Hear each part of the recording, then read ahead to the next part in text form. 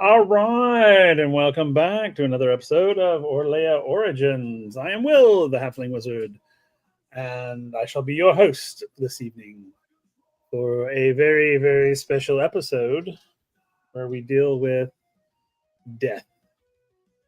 All right, so we're going to go around and let everybody introduce themselves, tell us who you are, who you play, and what's something you think could possibly happen tonight. We'll start with Cal. Hey y'all, I'm Cal, also known as the Celtic Wyvern King, playing Kieran, the ASMR Lord Bard. And I'm thinking Varric might be the reason why Orlea has a two death rule. He might be the first one to come back and be given that chance. Wouldn't that be cool?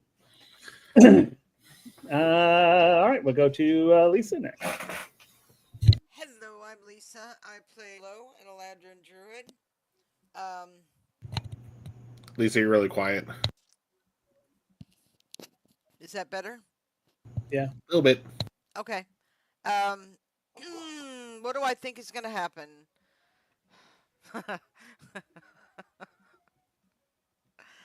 um, you know what? With Will, I try. It's no point in guessing because whatever I think, it's going to just come out of. It's going to come out of nowhere and be absolutely perfect. So, I hope that Varric has a way to come back to us, but yeah, we'll see. Okay. And of course, last but not least at the moment, Nick. Hi everyone, I'm Nick. I normally play Varric Wolfspear Vagari, the Goliath Barbarian, but Varric is currently probably submerged in lava, as per the funerary wishes of the Goliaths. Um, yeah, I honestly don't know what to expect. I'm full of excitement and wonderful anxiety, like good anxiety, not bad anxiety. There's a word for that. I just can't remember what it is. Good anxiety, not bad anxiety. That's fair. And of course, we have other players who I believe will be joining us as we go. I know I heard from Christian earlier. I'm not sure about Taryn, but that's okay. So before we move on, I was like, yeah, make sure you check out our merch store. I've got my mug here. No, I don't have a show specific mug today because they're being washed. But this is the 15-ounce mug that you can get. It'll have some of our stuff on it. Check it out. We also have some really great t-shirts and things of that nature. I even have merch ready to go after tonight's session. It will be merch worthy. Trust me. Of course, we are raising money for our charity that we're maintaining until we get to our goal, which is the Freedom Service Dogs of America. We're trying to get to $500. We're at $400 currently, I believe. Yes, 400. So, and we're going to keep raising money until we get to the 5. They're a great organization. A little bit more. Excuse me. They're a great organization, great team that pairs veterans up with service dogs, and it's just incredible. I love it. Yeah, so cool. So when last we were here, the party fought a a cat dragon that was after Willow. But Varric, being the hero type that he is or was, or maybe he was just being stupid. I don't know. Basically leapt down onto its back, at which point it flipped over basically and impaled Varric into the earth pretty deeply, thus killing him. Dead.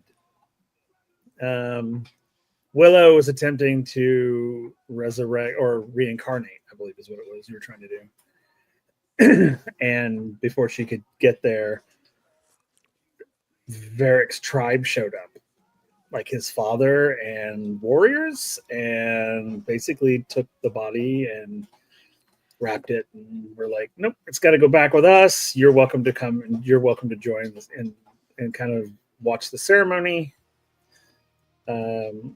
Much to everyone's sort of chagrin, but eventually we all went back, and you see that they had lodestones that they created a temporal portal with, which they were able to get to you and get back to your original timeline. Which, when you guys stepped through the portal, you went from level 14 to level 5. So you're back to your level 5 selves while you're here. You guys watch them prepare the body. The chief, Merrick's father, he said a few touching words, and then they release the body into the volcano, as is their tradition, so that he may join the gods. So yeah, so we'll start there. So the body has just been slid off the altar and is falling. If you think like in the movies, it's like that slow fall, so that we can see what's going on up above. Yeah, just It's like a leaf. yeah. So yeah, so what's happening up above? So we see the bodies being released to the volcano. What's happening? So this is Kieran and Kieran and Willow. You're the only two here at the moment. So what are y'all doing? Well, Willow is going to scream very loudly. Okay. And she is going to attack the nearest person to her. Okay, I'm going to roll and see who that is. Okay. Okay. It is a little old lady. No, I'm not going to attack a little old lady. She's the closest to you. All right. Who's the next closest to me? The next closest there is a sort of tall Goliath, sort of more in front of you, kind of got his back to you. What about like one of the guard people? Well, there really aren't any guard people per se.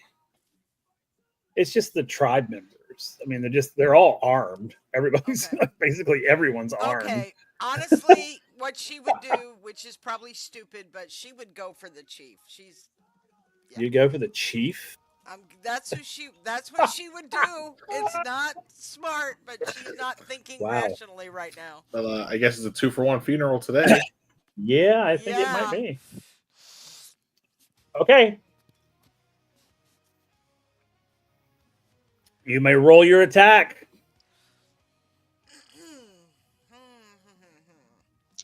So she's going to roll an unarmed attack, obviously, because...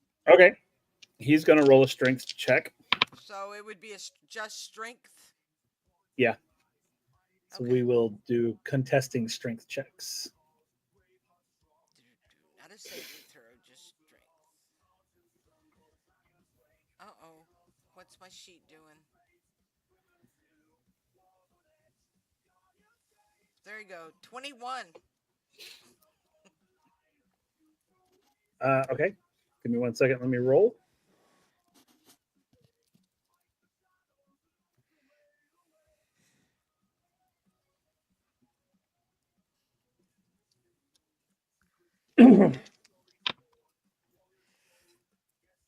That's a 22. Of course. So as you go to strike him, he literally just reaches his hand out and grabs you by the wrist and lifts you up. Okay. Where you're now face to face. All right, and I'm kicking and She's Oh yeah, he's got you. She's like in. She's not in her right mind right now. Yeah, he's literally got you sort of like out away from him, so you're literally just kicking the air. Right. And he's just looking at you. And I'm cursing him, and how could you let him die? He didn't have to die. What's wrong with you? I hate you. And he's just letting you rant.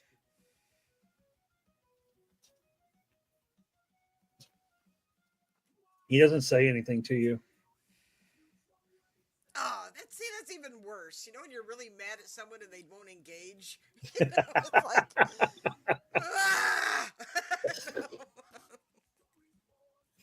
Yeah, he's just very much letting you just rant, let you go. Just why?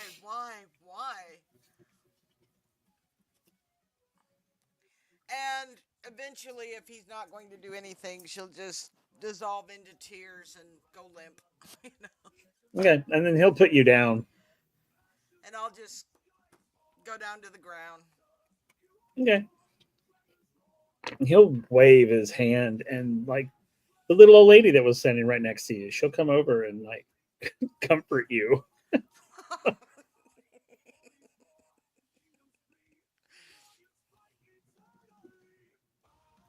So, okay.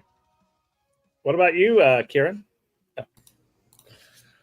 This is probably one of the few times since Kieran has been in Orlea where he just does not have words.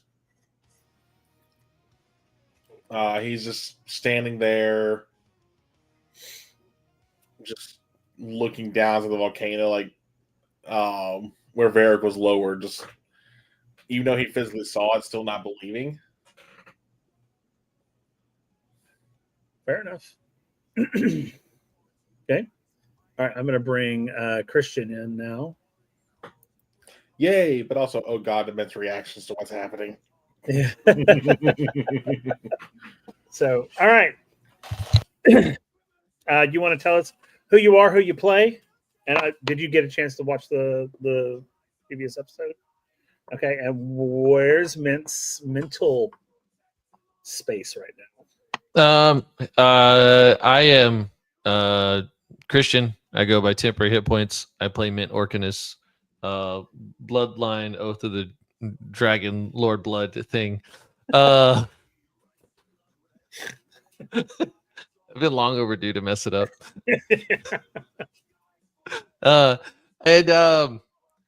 Okay, so I have questions. Where is Mint? Like, did he see this happen? Because I caught all the way up until Varric ate it in the ground, and then dad duty's called. There. So I mean, Mint was not there. He was still out. You and Bellinor were out and coming back when Varric's father and the tribe showed up. Oh, okay. Took his body, and with Willow was trying to take a piece of Varric's body so she could reincarnate him, and the tribe wasn't going to have any of it. So they basically drew weapons, and they're like, "That's not our way. The body has to be intact." And then they everyone backed away, and then they basically wrapped the body and prepared it to transport. Invited everyone back to the service, the ceremony, and everybody decided to go with them. And then they had 2 lodestones that they rubbed together. Rubbed together, and it created a temporal portal. Everybody walked through, and it took you guys back to your original timeline. So you dropped back to level 5. Okay. So that's where you are now. And you literally just watched them prepare Varric's body. The chief gave a speech about his son, and then they released the body into the volcano. And that's where we were.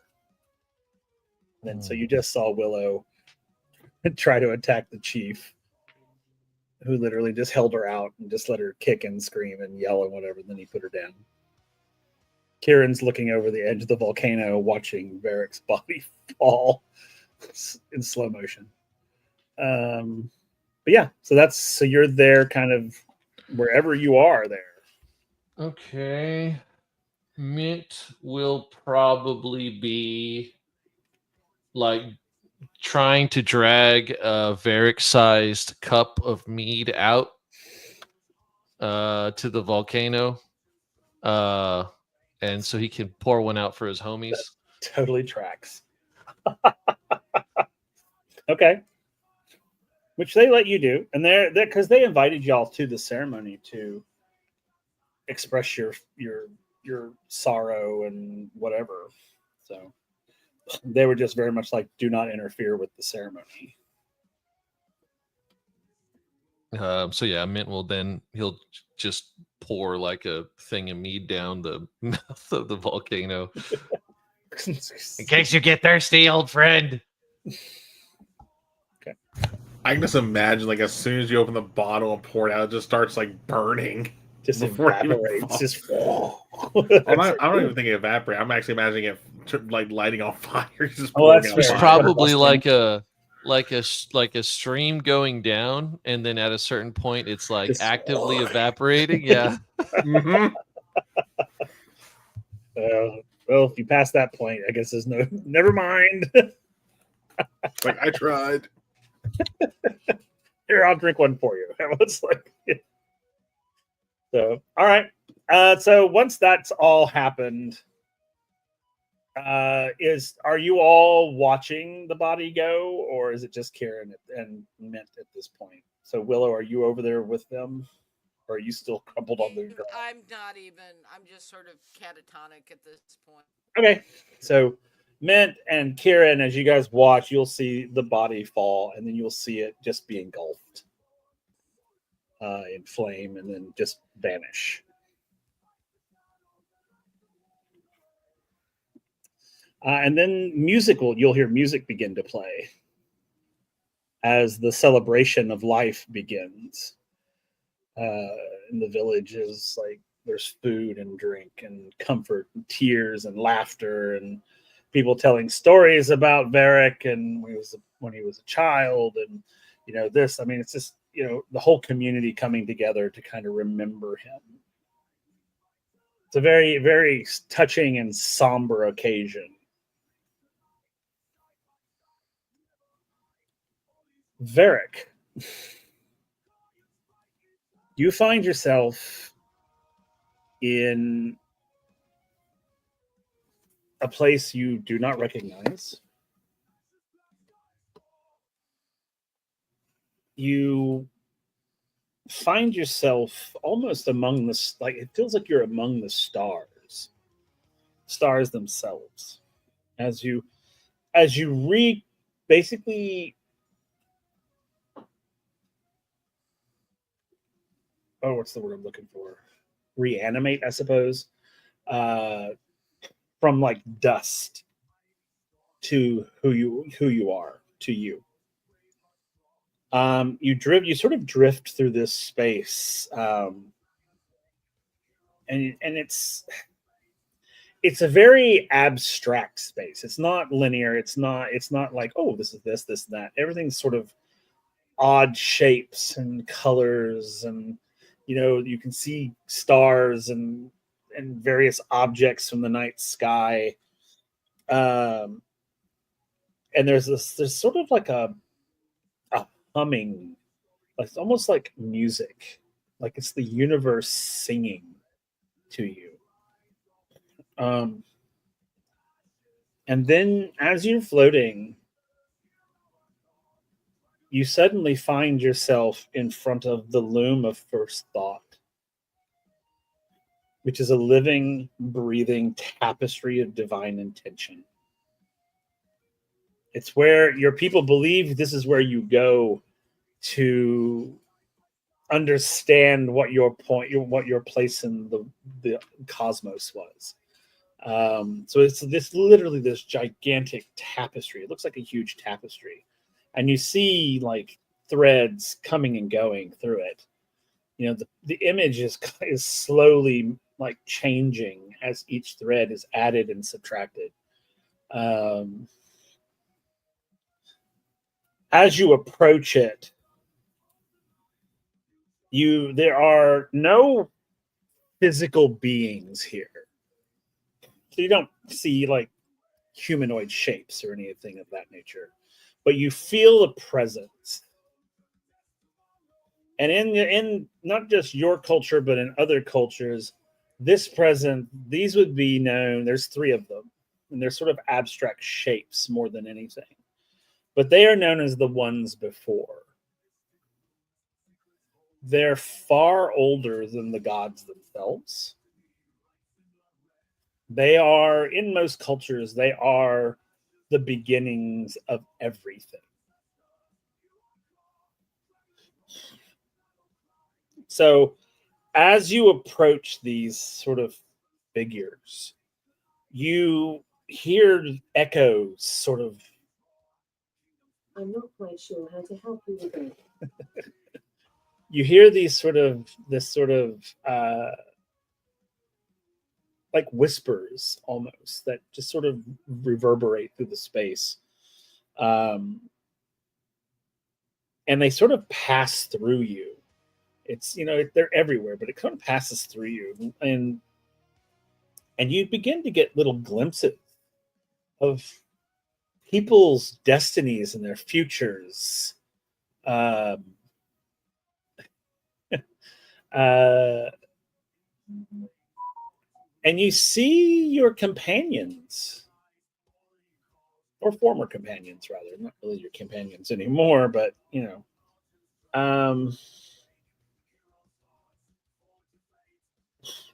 and they're almost like constellations, but they're not constellations. They're not made of stars or anything, but it's sort of this sort of like outlines, these abstract sort of representations of each of your party members, each of the companions. And you learn a little bit of something about each one of them through this. And I'm going to send all of that to you specifically, because a lot of it is backstory for the characters that are currently here that I'm not ready to give, or we're not ready for the world to know yet. So, but you will know them. But you do get these sort of images and sounds as you hear their voices speaking, not to you, but sort of in the universe, sort of like part of this tapestry. And as each voice appears and you hear each of their voices, you see their threads light up in the tapestry. You see how long their threads are, or how short they are, depending, in this grand tapestry. Each of them, as they light up, they're sort of a gold color. And wherever they are currently within their destiny, you see it's a deeper color. It's more of a vibrant, whatever color represents them as a person. And then anything beyond that color is sort of, the thread is sort of just floating into nothingness, because that technically nothing exists beyond that point yet. So you're fully cognizant. So, I mean, you don't necessarily have a voice necessarily, but you can hear yourself speaking, because technically you're not corporeal, you're not physical. It's more of like your soul, or whatever Varric's people, whatever that is for them. So as you see all this, take us through what's going on as he sees all this. So I think it would be from the moment of feeling the plummet with the cat dragon. I think he would, like, in a very macabre sort of mental tone be like, I wonder how I'm going to survive this, and now he's here. And so he's just like, oh. He's out there looking at everything that you were just describing, and it's filled him with a sense of awe that he hasn't ever felt before. Like his entire life, it's always been about him being removed from things. And seeing this, it reminds him that you can never really truly remove yourself from things. Everything is connected. And there is a very small part of him that wants to reach out and sort of like play with the tapestry a little bit, but he's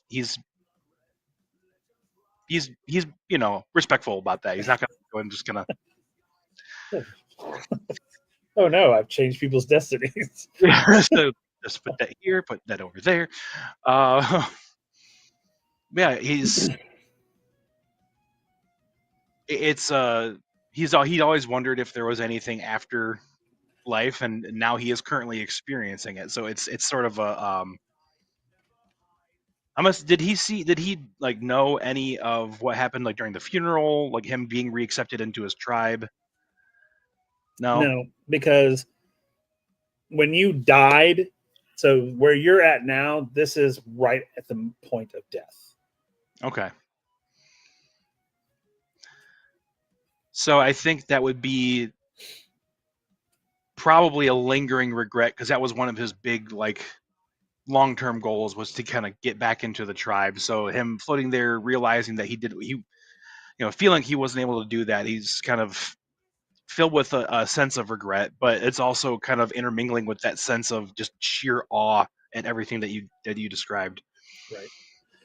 So as you're looking at the tapestry, you will see there's a thread that is pulsating.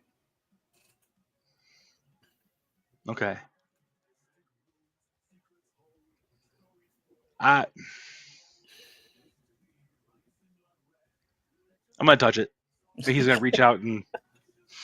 Okay. So Yeah. you reach out and you touch this thread. When you touch this thread, you relive your entire life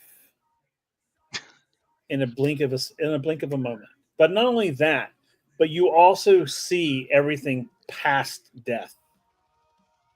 Because even though you were dead, your body, your physical self was still in existence in reality. So now you actually can see everything that happened after death. So you'll see your father and the tribe taking you back. You see them taking care of your body. You see your friends' emotional states. You see all of that. It all just plays. So you're able to experience those things.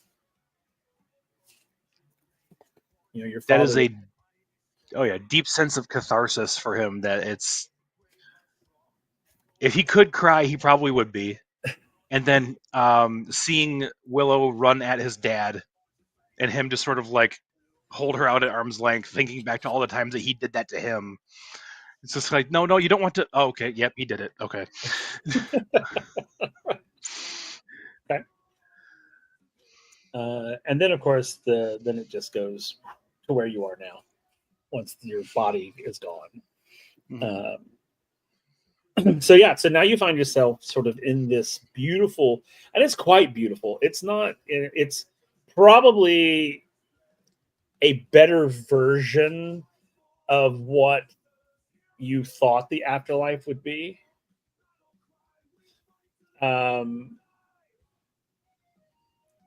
It's just this. It's beautiful. It's just you feel safe here. You feel warm.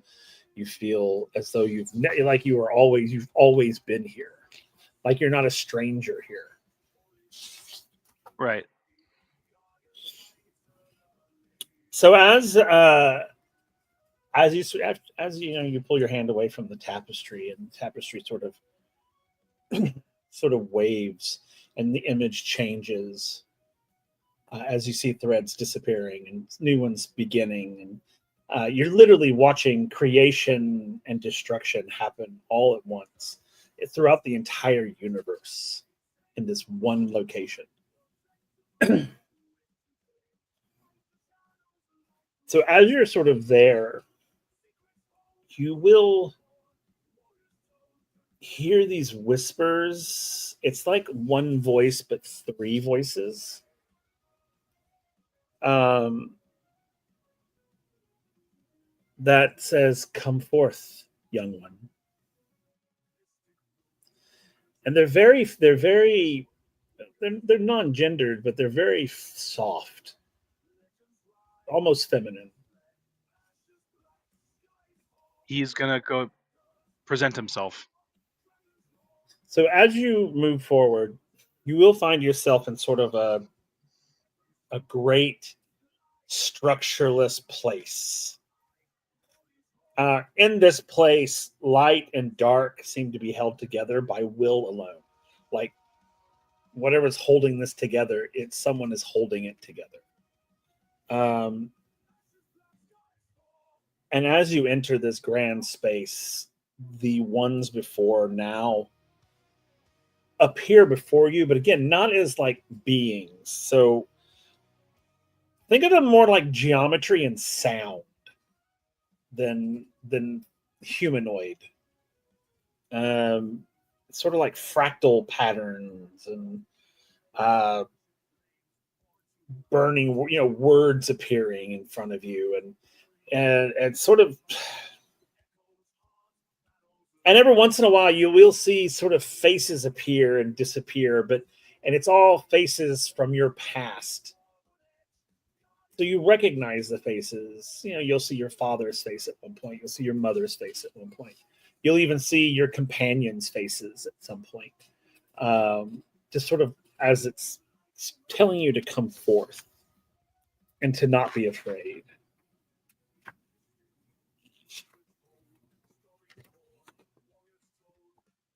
I think he would try to impart that he is feeling a lot of things, but he's not afraid. Okay. Then he'll step forward. Okay.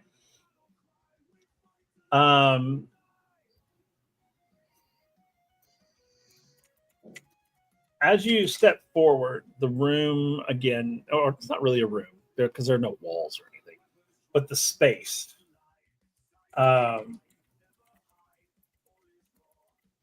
begins to fill with an energy that, again, it feels safe. You never while you're here will you feel unsafe.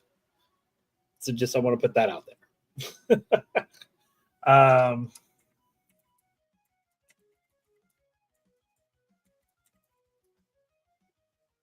As you kind of cross into this space, these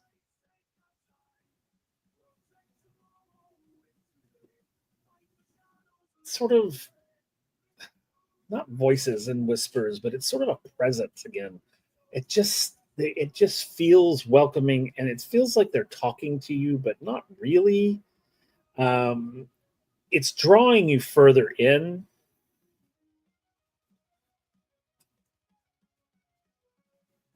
And you will hear, eventually, you will hear this voice sort of reverberate through the space. Again, it's a single voice, but made up of three. As it welcomes you. And when it welcomes you, it says,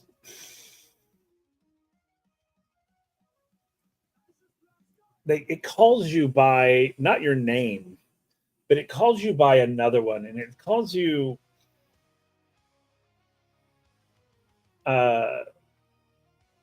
Oath Eater. It says, "Welcome, Oath Eater."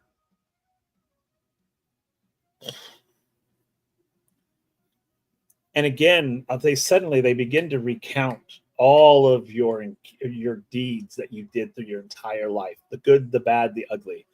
They are, and it's just like one right after another. And celebrating not only like your victories, but like your sacrifice, your resolve, your forgiveness. I mean, all of that, talking about, when you killed and the oath you took, and then, protecting your friends, and it's very much sounds like they're recounting all of your heroic moments, and even the ones you're not so necessarily proud of. Then you hear the voice say, "You did not raise your voice in hatred. You howled so others would hear. When stone cracked, your soul endured." And at this point, the room begins to sort of swirl, and the light shifts, and you begin to feel yourself sort of floating. And then we're going to pause there, and we're going to go back to the party real quick. So the rest of you are at the celebration of life. The chief is there, and he is recounting tales of his son, hunts they went on together, recounts his mother, and how he wishes that they were both there. But he knows that Varric is with the gods, and that he is in a much better place than this reality. And he goes on to talk about how proud he is of his son, and even when he was banished, and because he had to be, because that was the law, he still cared for him and kept tabs on him, actually, even though technically that was against the rules. But now that he's chief, he can basically openly admit that he did it, and he did. He kept an eye on him, making sure that he was doing himself, like Varric, proud, not his father necessarily. So, what are you all doing during this celebration? Oh, also Brianna's back to her little self. Itty bitty self. Yeah. Yeah, that's how I figured. I was like, Karen's probably just trying to get completely drunk at this point. He's trying to drown his emotions. Oh yeah, and they're singing songs too, by the way. So you are welcome to join in. They are singing songs about past legends, and they begin to sing songs about Varric. They've written songs about him to help him sort of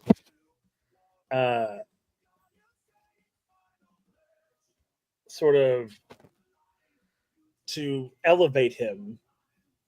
And his father is saying that, we sing these songs so that Varric is always remembered throughout history. These songs will be passed down, father to son, mother to daughter, tribe to tribe, and not just this tribe, but they'll pass on to other tribes, and it'll become culture. So, and he'll open it to anybody who wants to speak about Varric. So if any of y'all want to say anything about him, you're welcome to do so. Sure. I was like, can I roll to see how drunk I am at this point? Absolutely. You can do a Constitution save.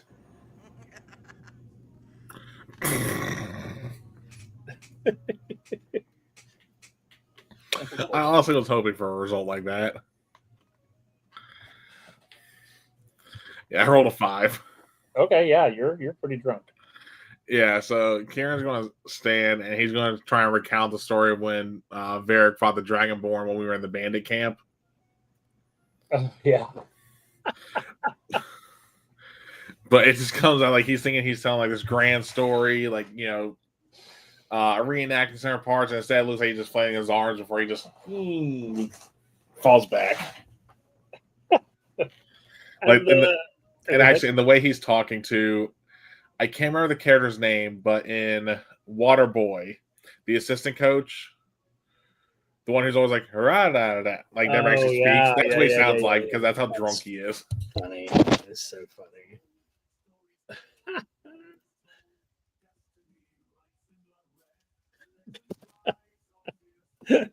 I've got something to say. He falls into a volcano. That's pretty funny. Oh No, well, that would have been a nat 1. yeah, that's fair. Okay. Yeah, and the tribe, after you begin to speak, they cheer and laugh and kind of go with you. And so, okay. What about Mint and Willow? Mint Willow- is. Oh, go ahead. Oh no, it's okay. Go ahead. Okay, I was just gonna say Mint is probably just drinking and eating and just crying every time he takes a bite of meat. Okay.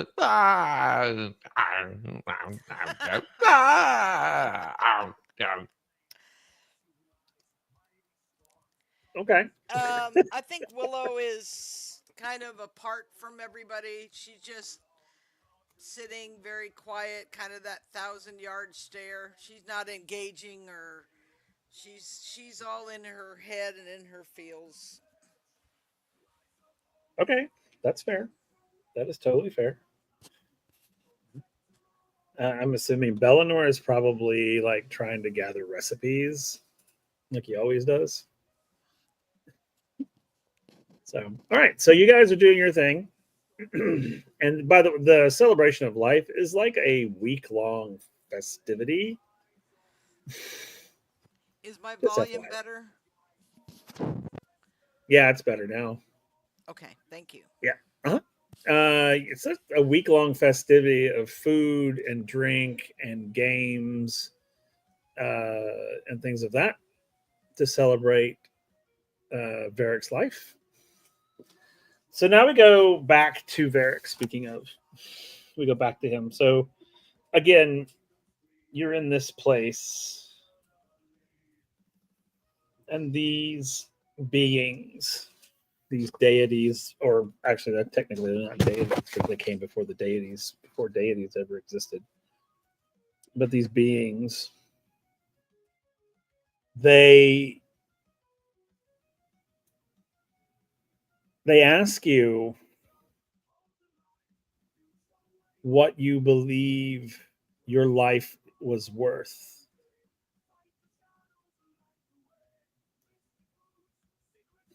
I think he's going to think about it for a moment and say, my life's worth was not up to me, it was up to the people I chose to be around.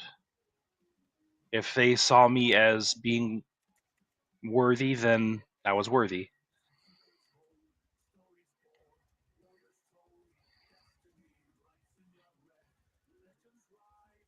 Okay. And it gets to sort of see the sky sort of ripples. And you'll hear them say, it's like a whisper, but it's more powerful than that. It almost feels like thunder, but it's like inside of you as opposed to outside of you. And they say, you have come to the edge of the hollow world, bearer of broken time, where flame forgets its warmth, and the sky dares not speak your name. We have watched you from afar, and from the shadows behind your shadow, and we've seen the weight that you carried through your short but impactful life. And the path beneath your feet was never meant to hold you. You were forged to press beyond it. Your wounds, your fury, your mercy, they were not accidents, they were inevitable.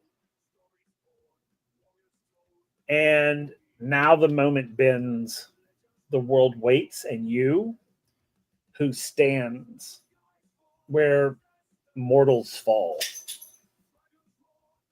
must now answer. My dog was doing something weird. Will you remain as you are, or will you open the door that may never close? The choice is yours.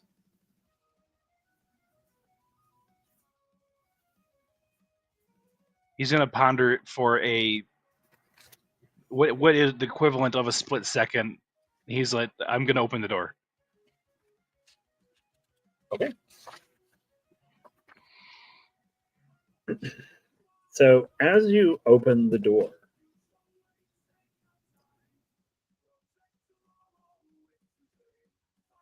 you, the ones before, will say that you will. They'll say step forward and be changed, and reshape the world that we give you.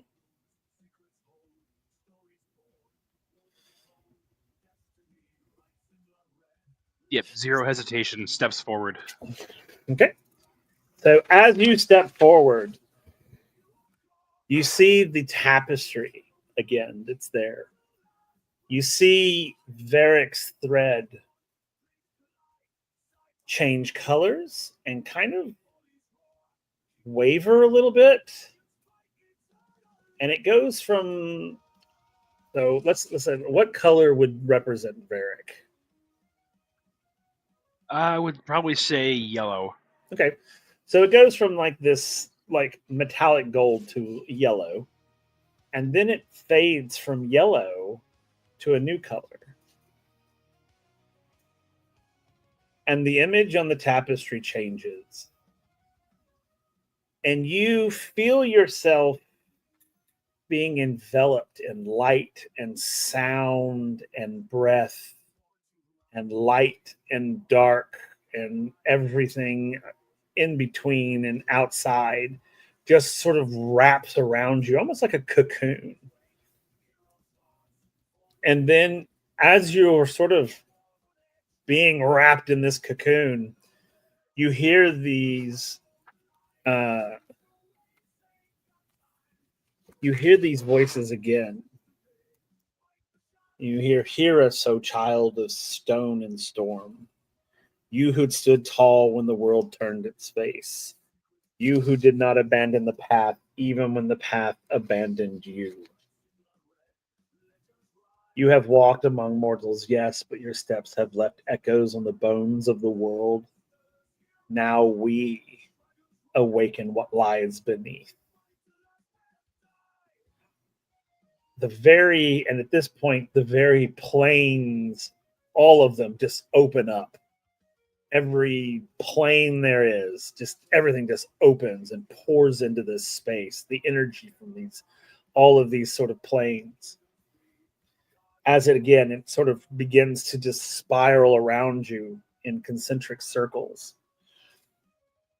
And then you hear, you are not chosen for what you are chosen for what must be built. From your blood will flow a beginning. From your howl, a call the world has yet to be heard. From your mercy and wrath alike will something new rise. And then suddenly there's like this pulse of white heat. Not painful. It's more like, think of like memory made manifest, and it ripples through your core. And then you'll hear them say, the divine fang lies now within you. It is not summoned. It is not wielded. It is a truth beneath your skin, a promise yet to be fulfilled. The hunt you begin now is not for prey. It is for purpose, for shape, for legacy. You are not a god yet. But you are the shape the wind will take, the breath in the lungs of what does not yet exist. And at this point, a burning, it doesn't burn you, but a burning symbol appears on your chest. And I will drop that in our chat so you can kind of see what it is.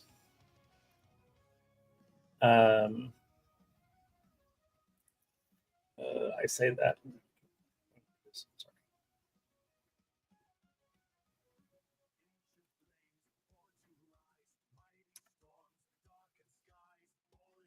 So it looks like that. So it appears on your chest. No wounds, no scars, nothing like that.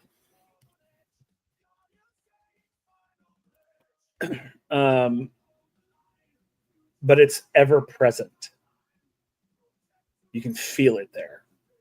No one can see it. You can't. I mean, you'll be able to see it sometimes, but for the most part, there's no physicality to it.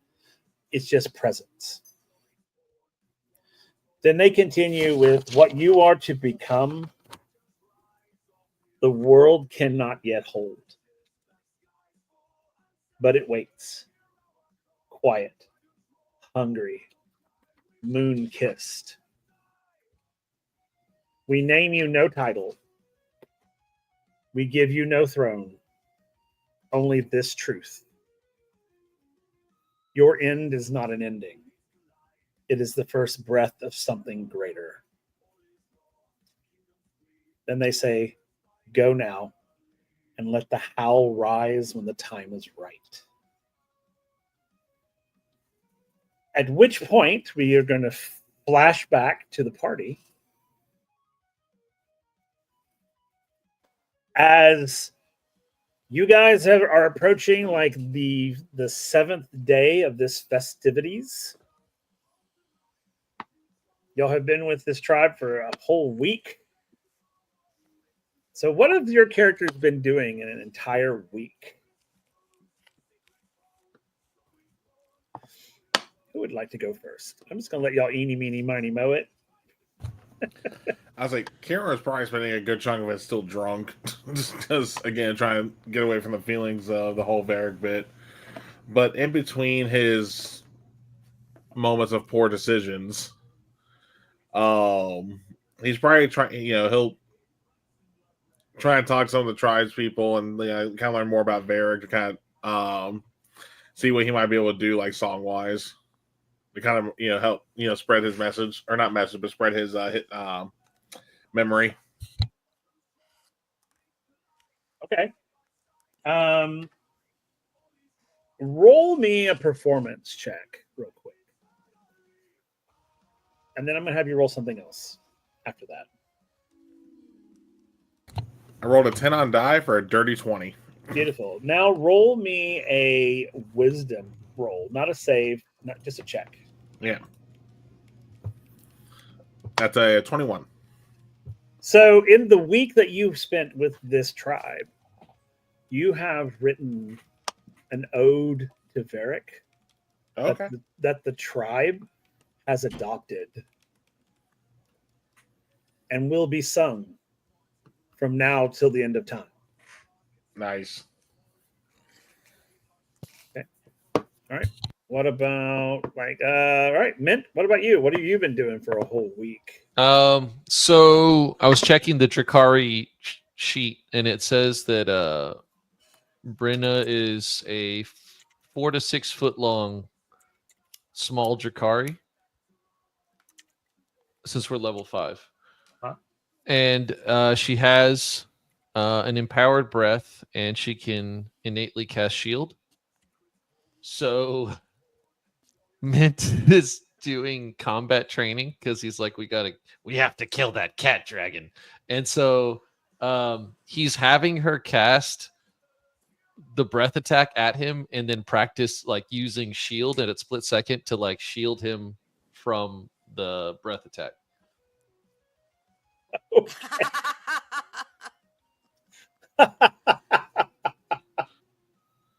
Okay. All right. I like that. Yeah. Okay, that's fun. So, what does that look like exactly? Because I need to picture this in my head. So you Like, see what does it look like? this from the distance, you would see this like 4 to 6 foot long dragon. And she'd be like flying in the air above Mint, so you probably wouldn't see Mint too much, and then you would see like a plume of fire, and then whatever shield looks like to kind of buffer the flame. Okay. Like I don't know if it's like a dome or So, is it like him on the ground and her up in yeah, the air, yeah, just yeah, sort of yeah. like She's just flying around, yeah, and he's just he's using his combat tricks to try to dodge, and he's firing some stuff back, so that way they can both engage in some practice combat. He'll I probably love be that. shooting his what is it?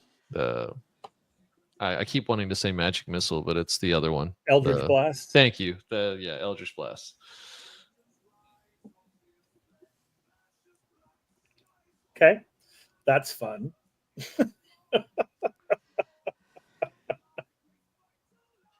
All right. So, what about Willow? What have you been doing for a week? Nothing. No. I don't think she's spoken in a week. She's still just very isolated. If someone brings her food, she may eat a little, drink a little bit, but she's only because literally they come and put it in her hands. You'd almost think she's outwardly it would look like she's just meditating. Is what it would look like.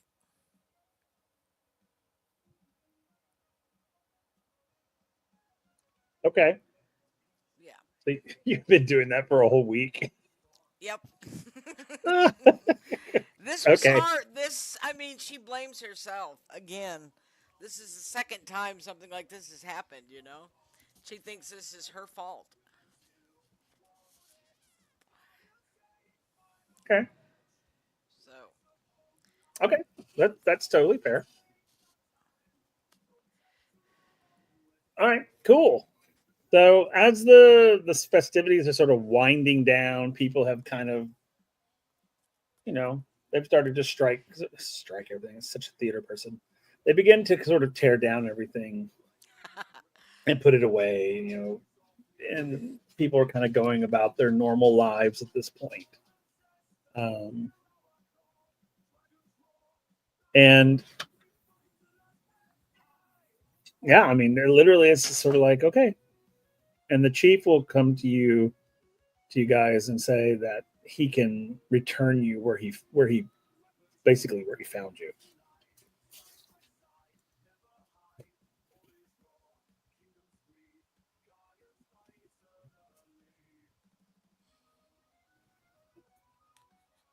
Is that okay?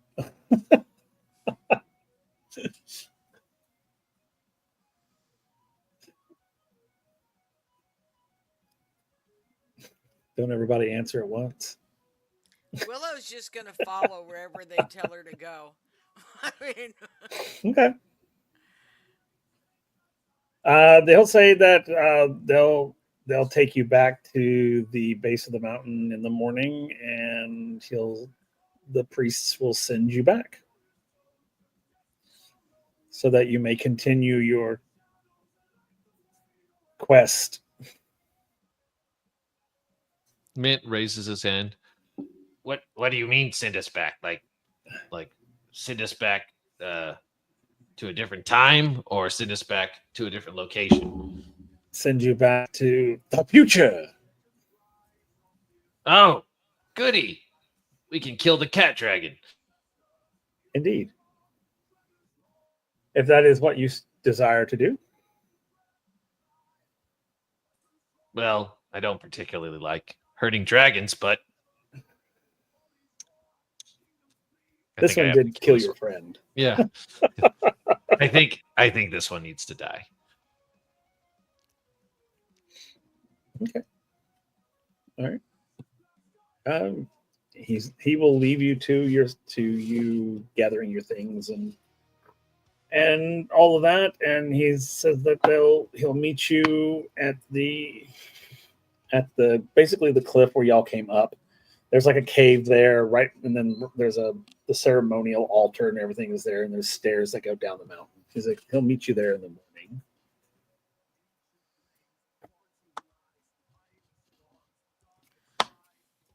Okay, and he turns and walks away. Oh, so Mint, you seem to be the only one cognizant at this point. He had to watch a lot of people die as he grew up as a little goblin, so he's it's not a stranger to death. That's fair.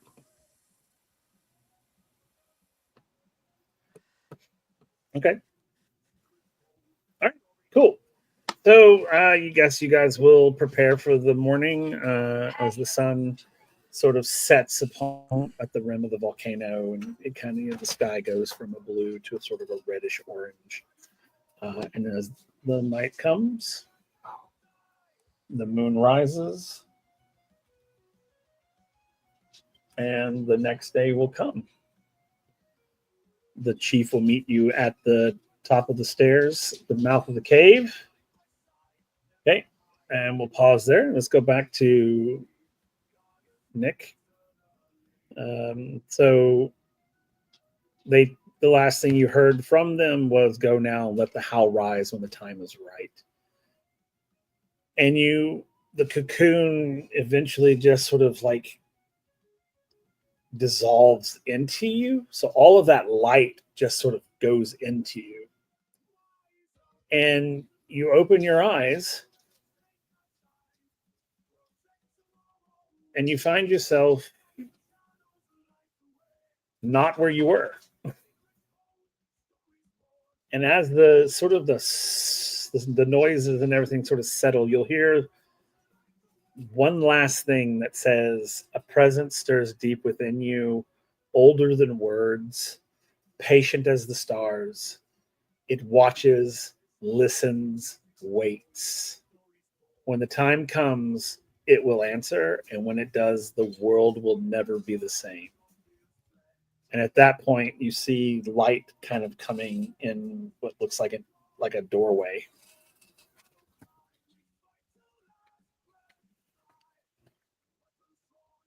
I think the sensation of breathing is going to be novel at first, after having spent that time away from the material plane. And then I think it's probably instinctually his hand's going to cover his eyes from the light, and he's going to start walking towards it. Okay. And you stepped into the light, Carol Ann. as you break that event horizon, going from dark to light, those of you outside of in the village, you guys will hear on the wind this howl on the wind, and it echoes through what feels like through the world, through the stone, the trees, through you, everywhere. Lightning strikes and splits a tree in half as the storm sort of rolls in. And you suddenly feel the need to turn around, and as you do, somebody steps out of the cave. What do they see when they walk out of the cave, or when they turn to look at the cave? Sorry. Are we still in the past? Yep, you're still in the past. Okay. As you see this person step out of the cave, they are about, I want to say, 5'7", 5'8", completely bald, and there is faint markings similar to the Goliath marks that Varric had, out all over his body, but distinctly human, and probably naked. Yeah, I would. Yeah, Probably. there's no need for clothes in the afterlife, so he comes, it's kind of stumbling out. Like, what the heck? And he's gonna see you guys. He'd be like, Willow, Mint, hey, Kieran. Dragon Daddy says hi. Hearing the voice, I turn and look, and I see, as Nick described his character's appearance now. I'm like, I'll turn to Willow and it's like, who the hell is that? I don't know, but don't get any ideas. And he looks at your clothes. No, why would I give him my clothes? You know. No, I don't, because again, I never voluntarily do that. He just squints. I love it. He just squints. Okay. So he doesn't look anything like Varric, right? That's nothing like him. Do you want to just tell us, what they're looking at? Yeah. Like, describe your new character. He is lean, very you could probably pinch the skin off of him. About like a 5'8" human, no hair, very kind of average face, nothing really standing out. But he looks at you guys with just like a knowing look of just, my friends. You're naked and we don't know you. How do you know us? First,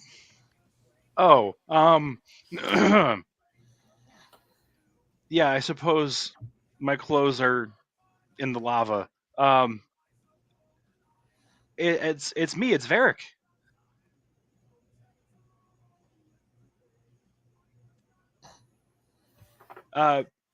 It's a little too early for jokes, don't you think? That be what? No, He'd certainly realize that like they probably think this is just some rando stumbling into them. So, Mint, Brenna, Willow, Kieran. He kind of like Bellinor.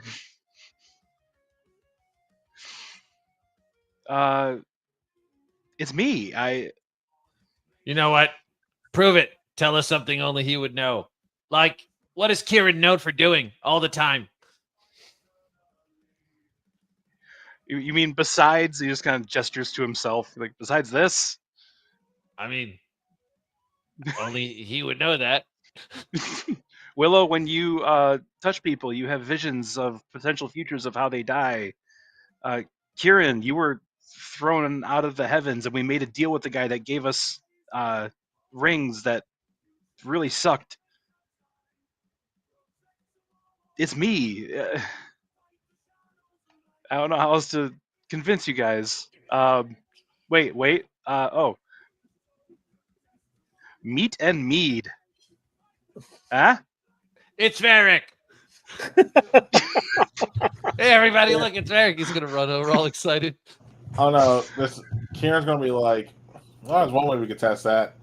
And Nick, I am so sorry. Kieran's gonna kick you in the nuts. Okay. So Unarmed attack. yeah. Hold on. Mhm. Interesting. I'm going to do a strength check on here. I'll let you do a dexterity save. All right. I rolled a 14. Okay. That face is not good. Never mind. That was a nat one. Oh, yes. Square in the nards, man. Oh. And when I say that, and when I kick you, I'm going to be like, if you're really Varric, you want to guess what that's for? What the hell, man?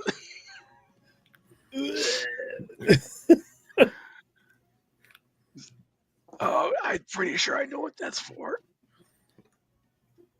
Such as? Why?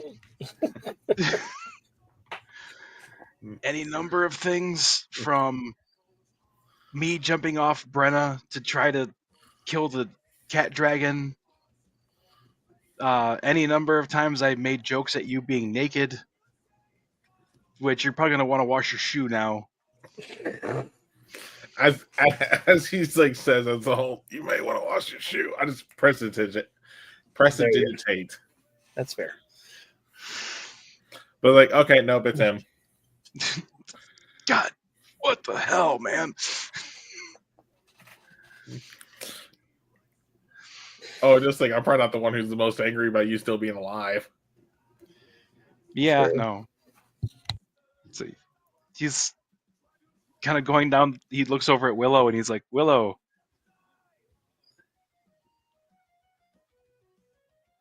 I don't know what to say. She is going to walk up to him and take her gloves off and reach out and touch his palm, just face palm. Eye level. Pop. Okay. Not hitting him like vision. Right. I know what you're talking about. Okay. And you will have a vision. It's actually, I mean, it's a future vision. It's not a past vision. It's, you see him doing great things. You see him sitting amongst the gods. Do I have a sense that it is really him? I mean, Does your ability allow you to do that? I don't know. I don't think it does. Now you can roll an insight Okay. and see.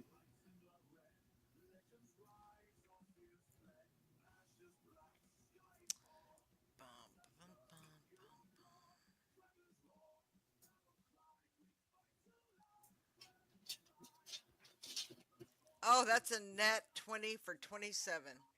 Yeah, you know it's him.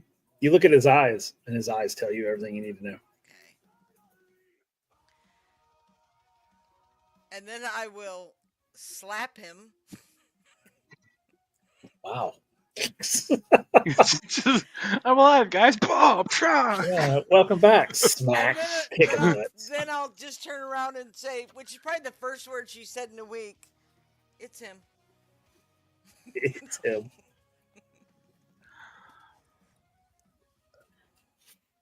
I can honestly say I kind of miss being a barbarian or a Goliath. Do not. Let's see, what would she say? It wasn't your place to fight my battle.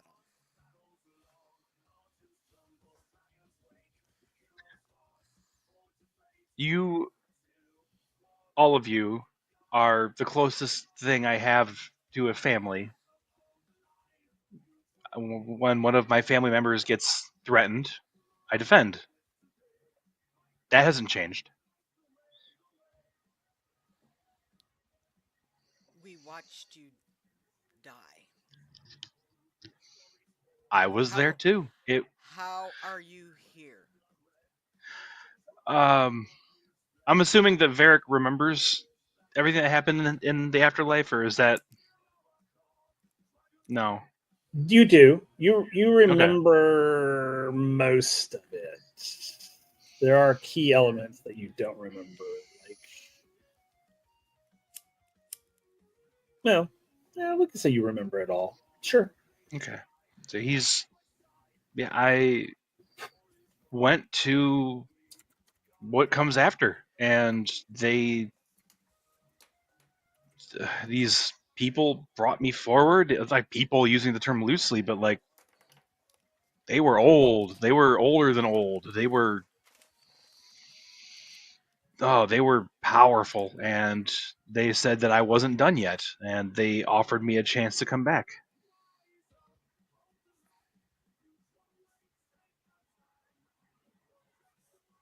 And I did not hesitate. I wanted to come back to you guys. Although I did see that my tribe accepted me back in, so I guess in that aspect, Varric Vagari is dead. I am something different, but I'm still kind of him. Does that make any sense?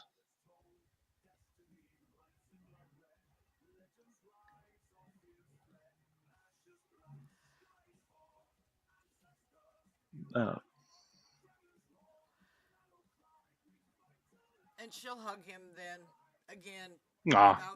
without the gloves. I think she's done with the gloves. Oh, absolutely, big hug back. Okay. And then she'll step away and wipe some tears from her eyes, and then we got to go back. So, I mean, a very deep and profound part of me wants to get revenge on that goddamn cat dragon. And I'll say, oh, he's all mine. You know what? Fair enough.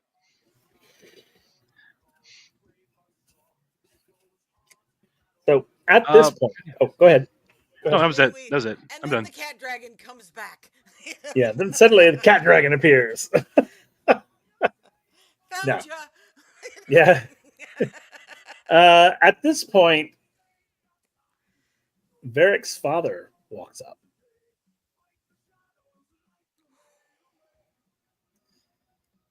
Sees this new person.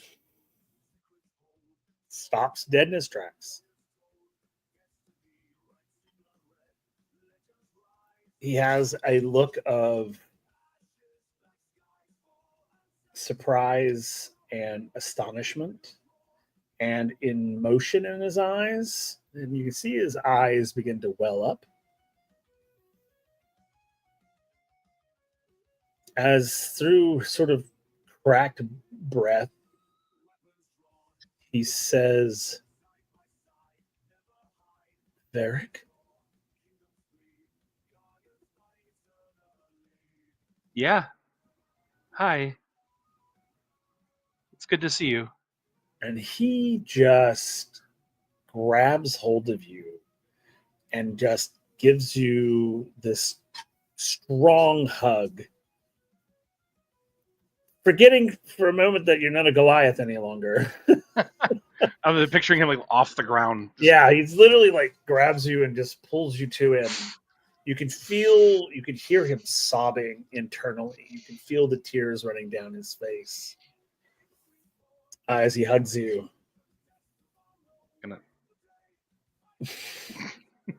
And then he sort of like pulls you from him and sets you back down. And he just looks at you. And he just says, I see you, son.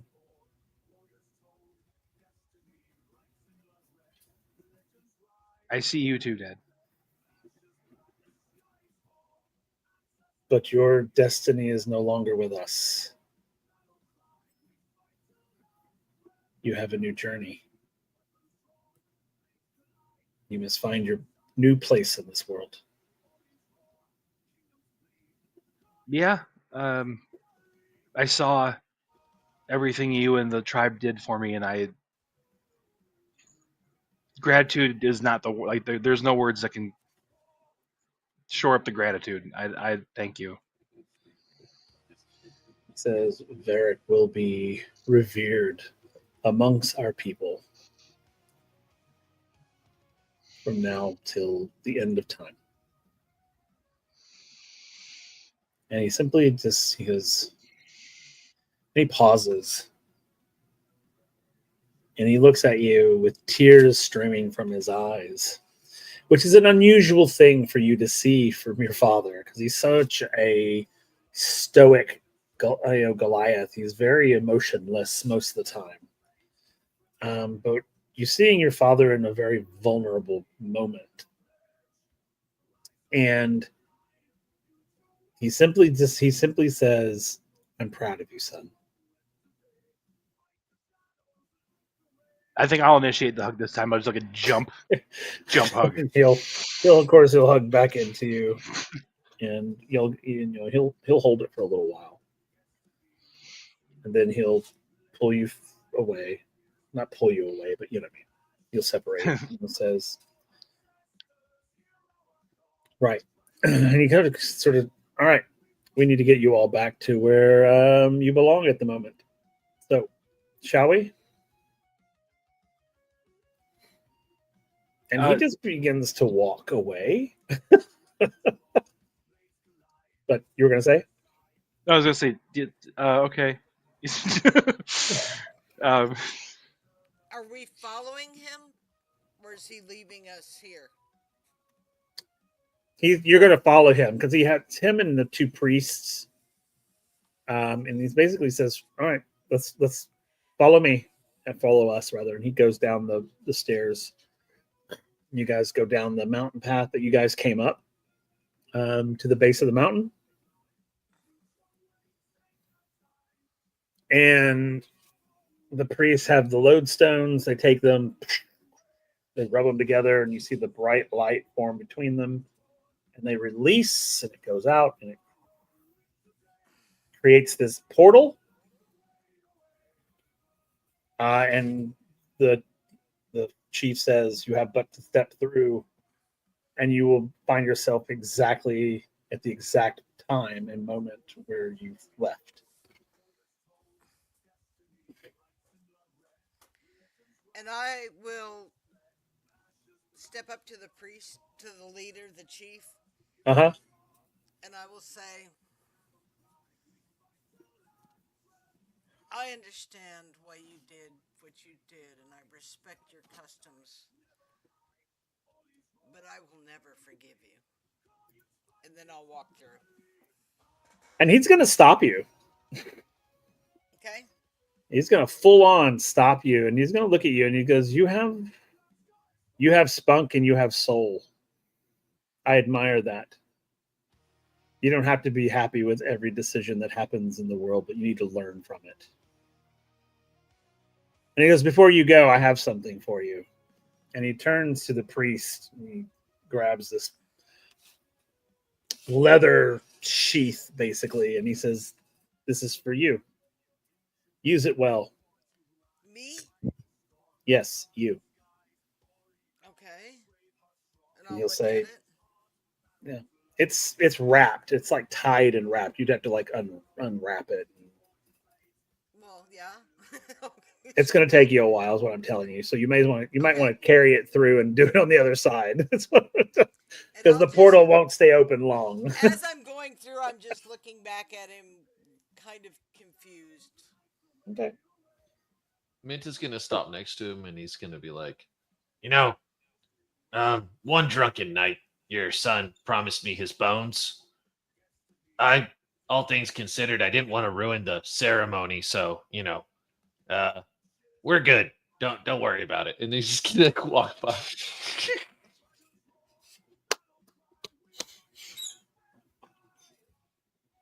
I love that.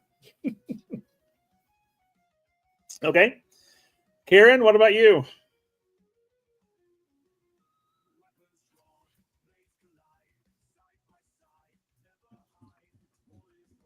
Or Varric?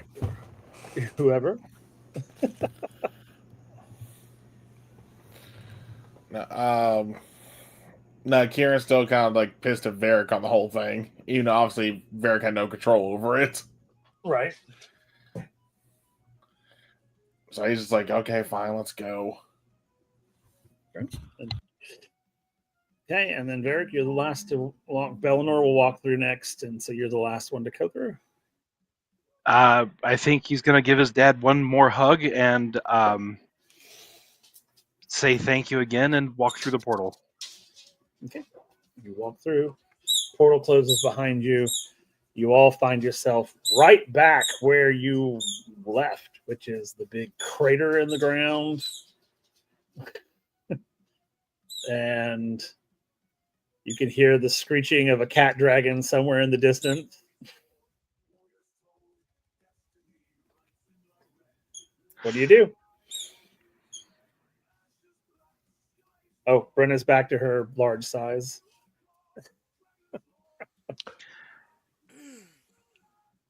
Does anybody have any clothes?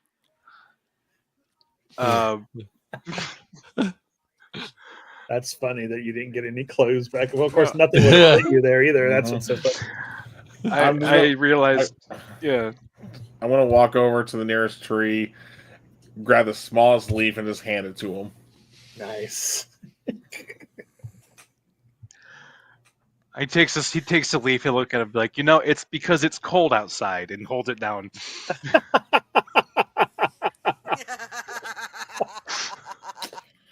Nice. It's cold, man. That's all. All right, I'm gonna wrap this package. Mint Okay. actually has some animal skin. It looks like he could give him that. Oh, okay. There you go. So he's going to give you some animal skin. Nice. You Okay. just assume they're deer or something. Peasants. I don't know. Yeah. Actually, he starts handing him like a whole bunch of feathers, like just on a string. So it's like Love this it. string of feathers, and it's Like a like skirt. endless. Yeah, it's endless. He's just I love that. Okay. He So knows you how have much it. you hate pheasants, and so he's just holding this string up. He's like, "This means a lot, man. Thank you. I'm gonna rock this." Yeah, here. Yeah. Okay. Okay. All right. So you're unwrapping the gift from the chief. When you unwrap you take the leather strapping off. You untie it, undo the leather. Oh, there you go. There's some leather for you. There's enough there to probably cover to make a loincloth. Yeah, I'll just toss it to him. Inside that package is a longsword.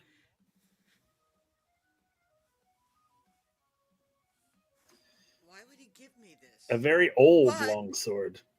It's metal, It is. so I'm marveling at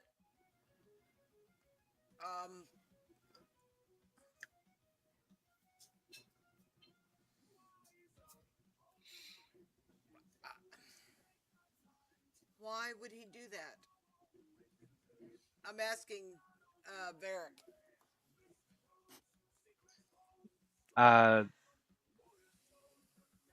My father is the kind of person who respects somebody who stands up to him and speaks their mind. So, because you did that, you probably have more respect from him than most of the tribe. Like, he respects you than most of the tribe right now for giving you that.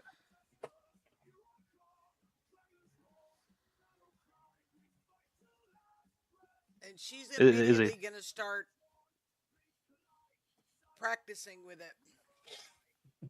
Yeah, exactly. Okay. That's cool. If you use it for the first, it's going to be for a little while. Let me roll a d6 for me.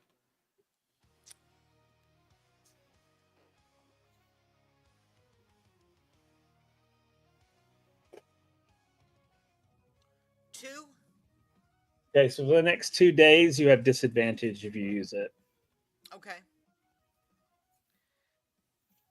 And it's just at this point, it's just a regular longsword. So whatever the basic longsword stats are, that's what you get. Okay. But is this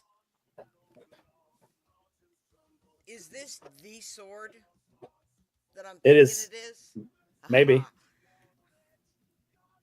But right now, it's just a longsword. Gotcha.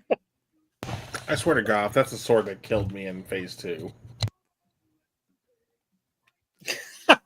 If it is what I'm thinking it is, if this is going to become the Moonblade, then yeah. I don't know that, but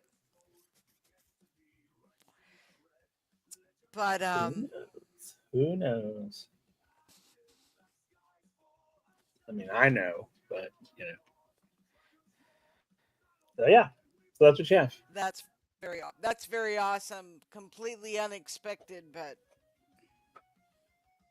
It's an old sword too.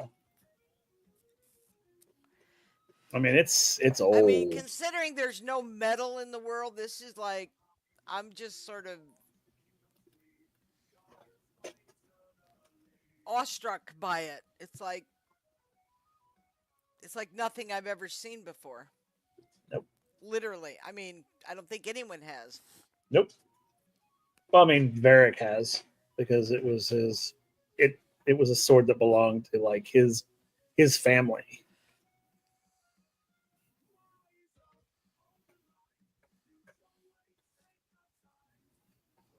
I have to say, you wield it well. He says as he kind of like.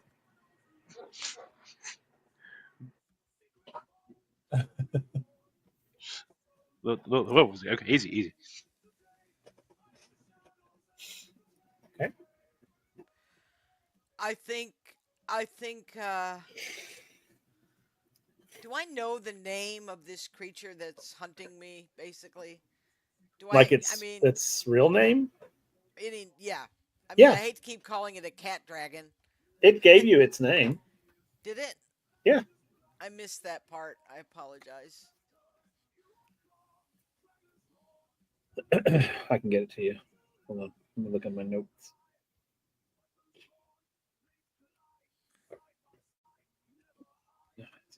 What's this?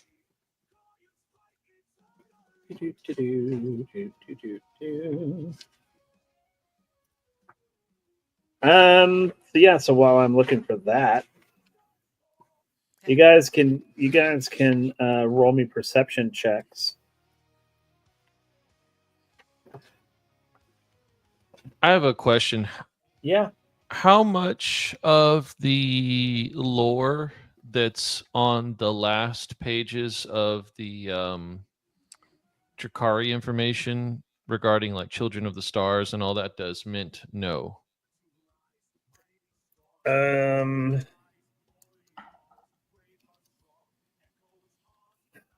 That's a good question, actually. He Yeah, 'cause I would've- probably he probably knows some of it, but probably not all of it. He'll No. probably know because I'd have to. Let me look at it real quick. Yeah, it doesn't. You don't need to tell me right now. It's Okay. just something that occurred to me. Right, I was going over all of it because I made a Google slide with everything, so that way I could just have it.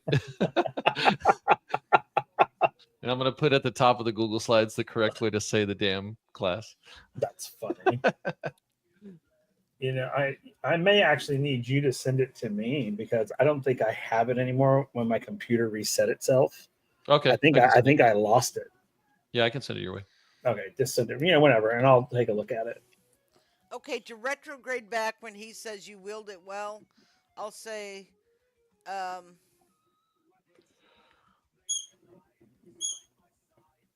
it will taste Valindra's blood.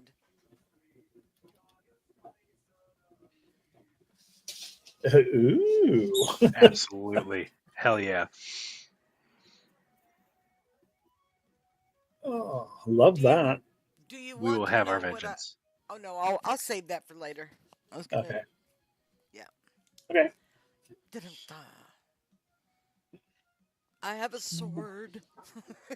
Okay. So, Kel, what did you get for perception? And Christian, I need yours as well. 24. 24. Are we doing just Perception. Yeah, perception. You can however you want. 18. Okay. A 10. Yeah, I mean 10's fine. He's a newborn. He is. I just woke up. As you guys are there, kind of, yeah, with this sword, I'm gonna kill this thing. Yeah, look at me, I'm a big shot with a big metal thing in my hand. You hear this loud roar that is probably a good 40 feet away from you, stomping through the forest. You do see you see the eyes in the distance. As Palindra comes into view. And now we're going to roll initiative. Ooh. I know. Y'all haven't fought anything for a while.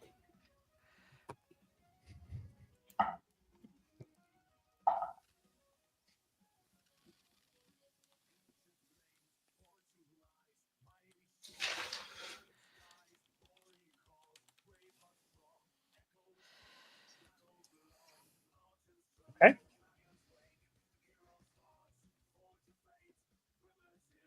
This is 16. So Willow's got a 16. 9. Okay. I need Mint and Kieran. I need y'all's. Oh, I see Kieran. I see yours. Oh, yeah. Sorry. I didn't see it there. And 19. And does Brenna, she goes off of yours, right? I couldn't remember. Yeah, unless you want to change it. No. That's fine. I couldn't remember if I had made it to where she had her own or if she went on yours, but it makes sense that she'd go on yours because of y'all's connected ability. Ooh, nice. Okie doke.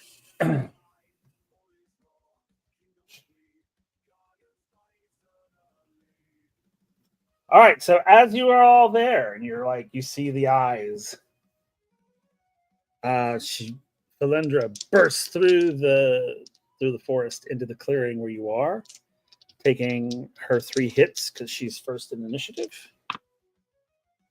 All right. Oh, let me roll my 3rd dice.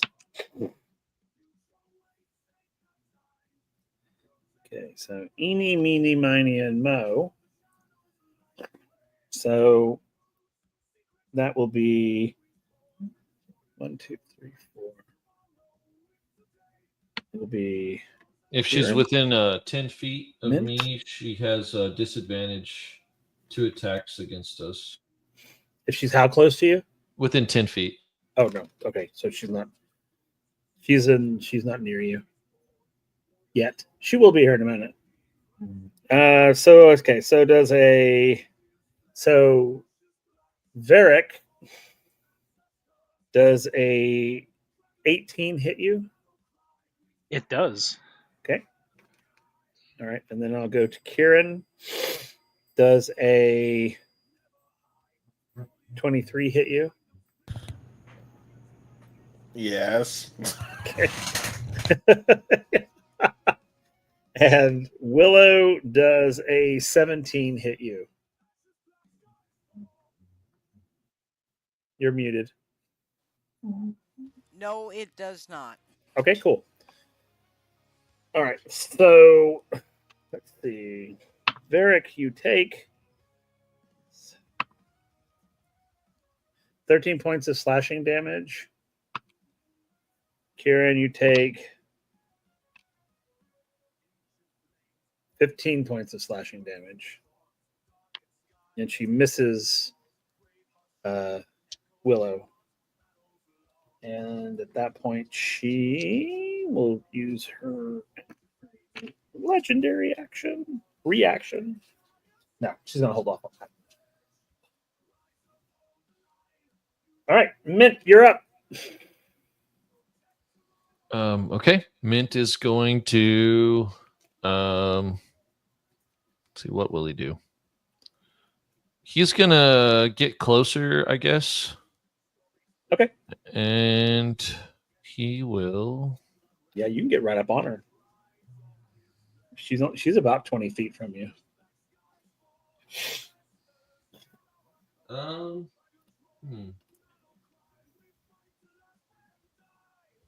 don't know if I want to do trickery or not. Mint's gonna just go in and he will he's on Brenna, so he's gonna go in with Brenna and he'll shoot off his Eldritch Blast and she will fire off a blast of fire. Okay. Okay. Let's see. So this is Brenna. This is going to be Mint using Eldritch Oh, Blast. Eldritch. Gotcha. And then it'll be Brenna afterwards. Okay. So let's do yours first. Okay, there we go. I had to look for my spell attack. Okay. Okay. So that's an 18 to hit with Eldritch Blast. It does not hit. Does not hit. Oof. Okay, and then Brenna will follow that up with her breath attack, which I think he needs to make a save. Let me go look at that. That's cool. And Brenna's going to need to do a wisdom saving throw. Okay. Hmm. All right. That dragon will fail, I'm pretty sure. Okay, Brenna has an 18, and she also gets a bonus, I believe, from my aura protection equal to my charisma modifier, so that makes it a 22. Okay. That saves. So you're good. She's good. Okay. And then her cone breath does 46 damage. Do you want me to roll it, or do you want to roll it? No. Go ahead and roll it. You can roll it.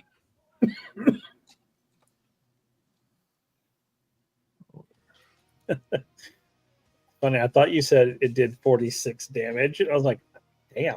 Oh, 46? Yeah, I was like, 46? What? Yes, that's what I said, guys. 14 damage. 14 fire damage. Okay. And we're going to put ourselves between the cat dragon and the party, so that way we're within 10 feet of each other. Okay. Cool. Is that it for you? Mm-hmm. All right, Willow, we're to you. She is just charging in. Using the sword because she had it in her hand, so I know it's going to be a disadvantage. But she will take 2 attacks with that.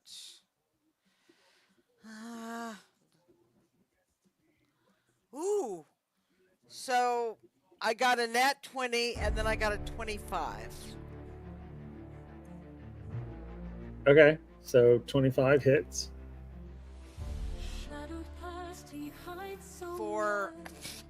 Four points of damage.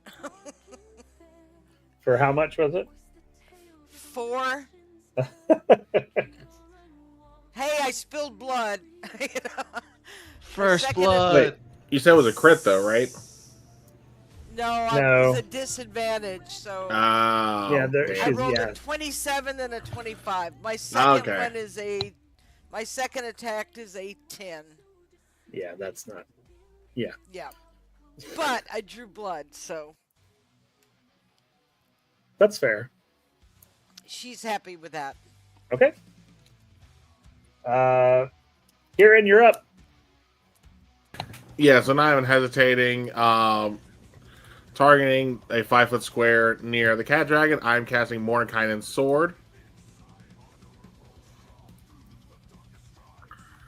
Which Okay. I gotta scroll all the way down, though. Oop. I forgot to replace my spell slots because we definitely had a long rest because we were in that village for a week. Alright, cast. So that's going to summon a sword that I get to make a melee spell attack with. Does a 28 hit? Yes, 28 does hit. Cool. That's going to be 20 points of radiant damage. Or force damage, sorry, force. Okay. Bonus action. Mm-hmm. Going to move it just 5 feet over while still being near it, and it's going to attack again. Okay. 25. Yep, that hits. Or another 9 points of force damage. Okay. Which for my more kind of sword, it just looks like a bow, like a violin bowstring. Love it. Love that. Also, up Raiders. Woohoo! Raiders, welcome. All right, Varric, you're up in his new form. What's he got? Varric is going to sprint unarmed at this cat dragon. He's going to do 2 attacks in its face as disrespectfully as possible. Okay. So 1, 2. That's a 16 and a 15. Neither of those hit. Okay, he is going to, because Varric is now a monk, he is going to spend a key point and get a flurry of blows, 2 more attacks. Nice. Once my dice work for me, there we go. That is 22. And almost a nat 20, landed on an 8 for 16. The 22 hits. For 5 damage. Okay. Also, because he hit and successfully hit with his flurry of blows, he is going to do... Let me scroll down to it real quick here. Sorry, I had to throw this together. There's so much information in here. That's okay.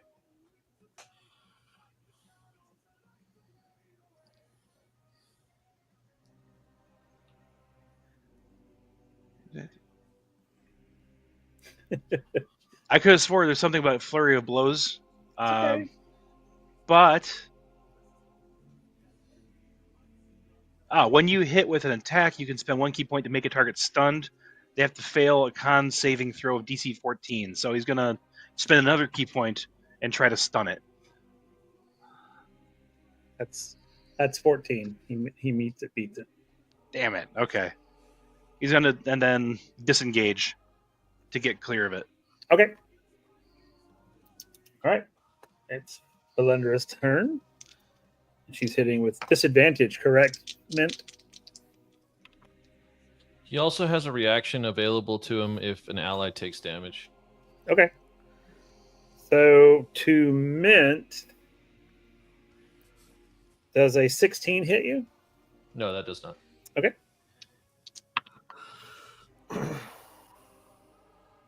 To Willow,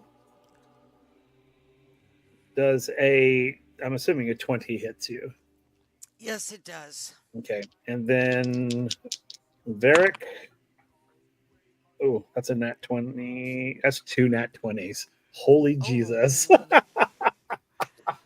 Well, this has been fun, guys. That dragon, man, really doesn't like God. It's like, Did wow. you roll in that 20 when a rock leads you into the ground? Yeah. And that's because you just rolled it with disadvantage. That's wild. Yeah. I literally got 2 nat 20s on a disadvantage. I love when that happens. I know I really need to. Actually, I bought one yesterday. So maybe. Woo. All right. So Willow, you take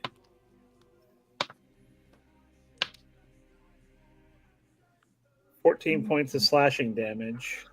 Mint's gonna do his thing. It doesn't prevent the damage, but it's called Scales of Protection, and it's a reaction. And Draconic Scales will fly out to all of his allies and give them let me see. Let me read it. Sorry, I thought I had it in my brain. No, you're fine. Oh, God. Okay, Scales of Safeguarding. I said it wrong. They get resistance to the damage genre of my preference, so I'm going to go with slashing. Okay. and it'll be creatures equal to my charisma, so I can do 4 creatures. So that's, I think, everybody. Okay. He'll do everybody, and then he'll on the last one he'll give it to Brenna instead of himself.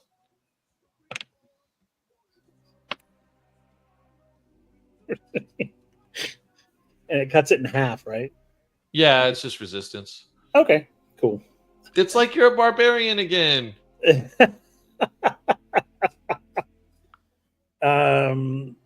So yeah, so so cut in half, it is 26 points of slashing damage. That's the half. Oof. Dang. Yeah. Remember, she's up there now. And all right, we go back to Mint and Brenna. Okay, Mint is going to fly in with Brenna, and he's going to, like, I guess, do a drive-by. I don't know. He wants to try to stab with his lizard shanker. And so I forgot last turn that he had extra attack, so I completely missed that. So I'm going to roll the first one. Let's see. That's a 24 to hit. Oh yeah, that hits. Okay. All right. So let me set up the damage for that one, then I'll roll the second one. You're good. Okay.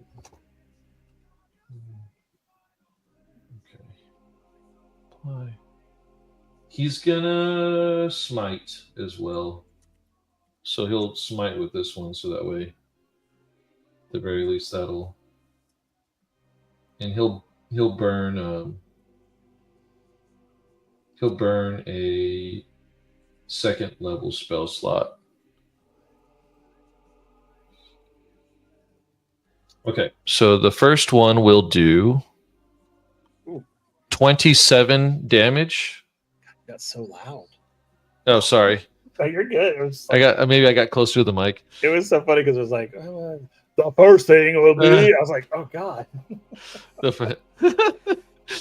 And then the second attack is a 21 to hit. Yep, that hits. Okay, so 27 damage for the first attack, and then the second one will be 30 damage. Okay.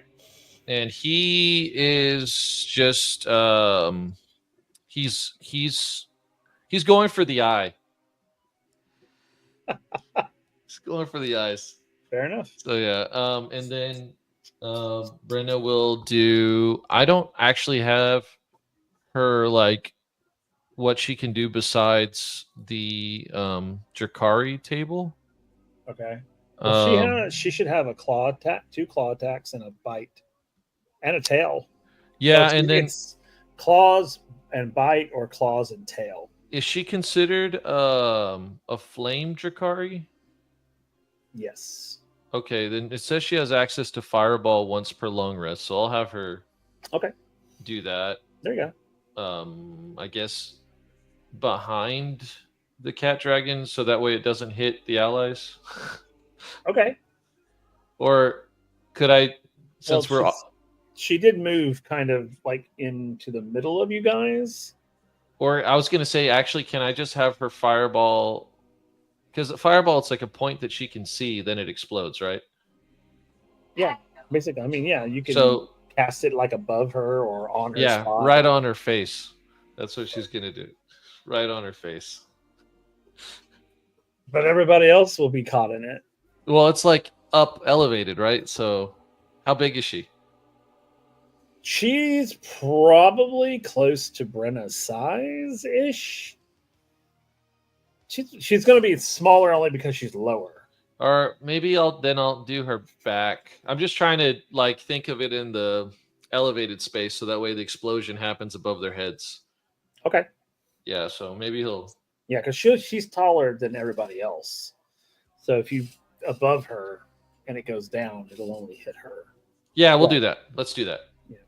Okay. Well, let me- it'll also hit you and Brenna because you're like within distance. yeah, that's fine. We're We're our invincible. yeah.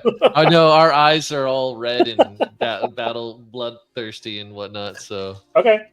we're two what is it, attuned minds, Yep.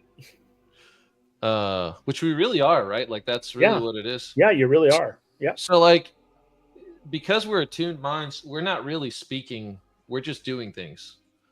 Okay, that's cool. Yeah, y'all can Um, literally. You're basically communicating telepathically. So Cat Dragon needs to make a dex saving throw, and she Oh, needs she's to good at that. beat. Um, That's a 22. okay, yeah, she beat it, so she takes half. Yeah. Okay.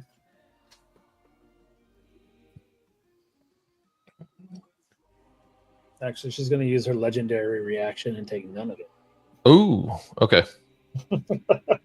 Yeah, it would have been half of 37. Okay. So But she's going to be like, nope. okay, and then we'll complete the movement by making sure we're still within 10 feet of everybody, Yeah. Okay. Cool. and that's it. Awesome. Willow, we're back to you. All right, back to the sword. And then Kieran will be up to you next.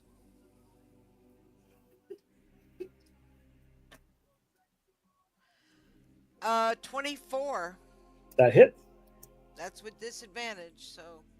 Okay. Damage is 3. And Hey. the next attack is a 21 Yep, that hits. for 7.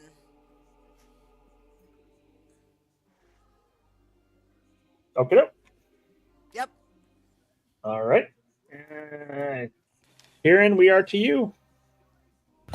I immediately go on a swing with the Morkine sword still. That's a 27 That hits. for 19 points of force damage. Bonus action, gonna keep it. Just going to move 5 feet. Just going back and forth. I gotta move it. Well, I feel like just moving it just to do it. It's a 17 hit. No, does not. Damn. Second attack doesn't go through. Or the bonus attack don't go through. Then that's all I got. Okay. Varric.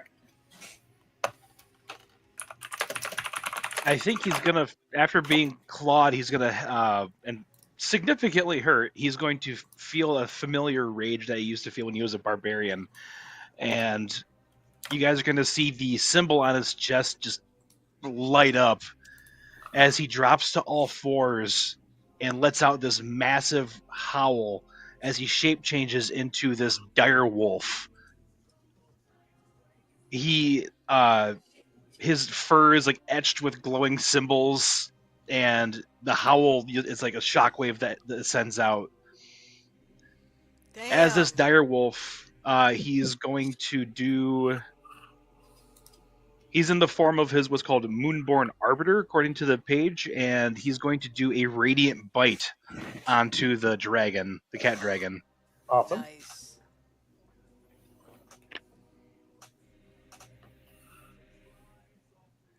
Does a 25 hit? It does indeed. All right. According to this, that's 3d6 radiant damage, and it ignores Mm-hmm. resistances. Yep. It's a whole 6 Nice. damage. Oh, 6. Damn it! He just bites right into like the shoulder of the Oh, yeah. cat dragon. And it feels it, too. It lets out a screech. He's gonna pull back and kind of like wide stance, ears back, teeth bared, digging into the forest floor. Love it. Yes. All right. So we're back to... That's it for you, right? That's it. So... Oh, first hit misses. Second hit misses. Ooh, does an 18 hit? Me? Yeah. Yeah. So that's a bite. She's biting you back for for 6 points of piercing damage. Yes. This is how it feels. All right, so Mint, we're back to you because that's all she could do. Okay, I'm gonna use my dragon egg dice that I haven't used yet tonight. Oh, yay! Awesome. Yeah. Yeah, so we'll see how it goes. We'll see how it goes. Oh, nice. Okay. That will be a 24 to hit for the Yes, first indeed. attack. Yep. And then I'll roll the second. Oh shit, a nat 20. Nice. Okay. Nice. Okay. He's going to I mean, I'm obligated to smite, right? When on a crit. Yes. Smite or do not smite. You know what? I'll use his Fury of the Small as well.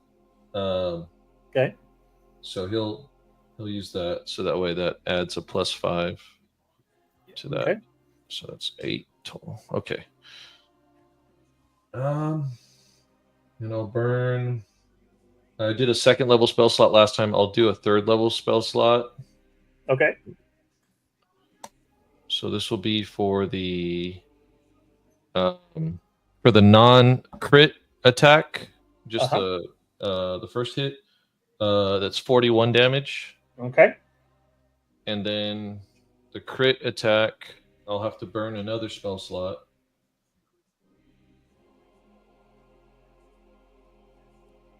And I have to do all of it, right? Like all the... Yep. Okay. So it was 41. Sorry, 1 second. You're good. Math, guys. If only I could do it faster.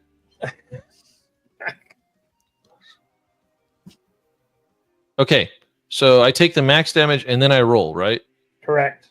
Okay, so the max damage for a smite burning a 3rd level spell slot with all of his stuff, everything said and done, is 54 on account of the Fury of the Small. And then I rolled 27 damage. Okay. So you said 54 and 27? So 81 for the second. Yeah. Wow. Yeah. His eyes are going to flash red, and you're going to see him just bring his dagger up really high, and Brenna's going to do a barrel roll to increase the momentum of the driving it down. I Or love a it. a forward flip or whatever. Love that. Yeah. And then she'll use her movement to get him back into position. Okay. All right. That'll be it. Willow, we are to you. Me with my little sword at disadvantage. Yeah, you've been doing pretty good so far. 17. Nope, that misses. And that's a nat 1 for 8. Yeah, that definitely misses. Yep. That's and it hits you. It goes. You miss her completely. You hit a rock. And that vibration. Yep. All right. Anything else on your part? Nope. Okay. Then we are to Kieran. Swing on mortar cannons, that's 27 Okay, that hits. for 20 points of force. Then moving it up, just bouncing back and forth, that 5 feet of movement. Swinging 2, that's a 15, that's a miss.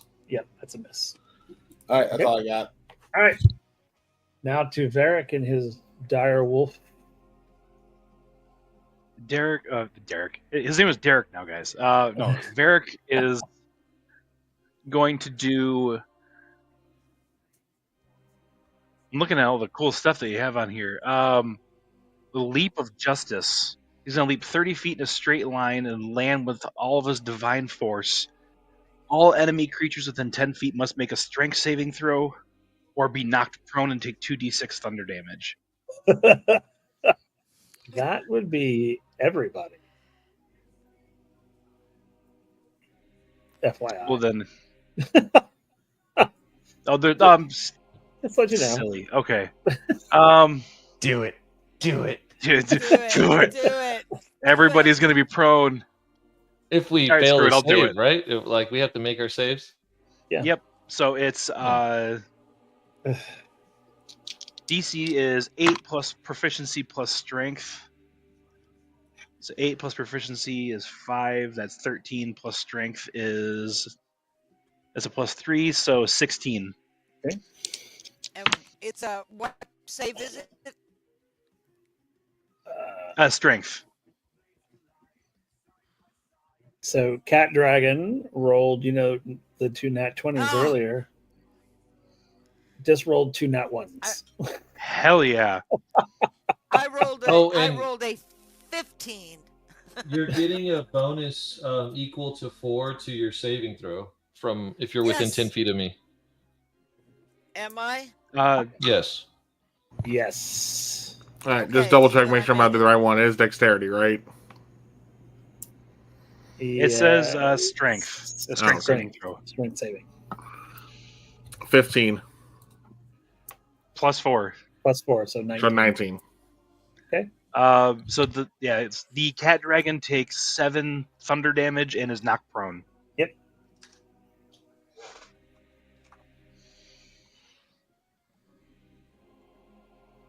All right. And that is it for my turn. All right. Back to it now. And it takes its movement to get up and looks at this dire wolf. Oof. That's a good one. That's a 7. 22 to hit. That hits, yeah. I'll say I have a reaction for that. Yeah, that one didn't hit. Oh. Okay, that's fine. Yeah. Let me get all 3 of them out, and then you can give them. Go ahead. What's your reaction? 'Cause, cutting words. I roll a d10 and take away from the roll. Okay. Knocks down to a 19. Does that help you at all, Nick? Better than not, yeah. So does that hit or no? A 19. It's still my AC is 16, yeah. So Okay. Yeah, I'm like, I'm a big wolf. you big fucking furball, and they didn't do shit. I have a great idea. Your AC is awfully low. You're level 14. It should be higher than that. it might have been I might have missed something when I was throwing the character. I was Okay. altering my say- existing character. 16 is I'm- awfully low for that dire wolf. Okay. It should be closer to I know this is not going to help. But it should be closer to like an 18.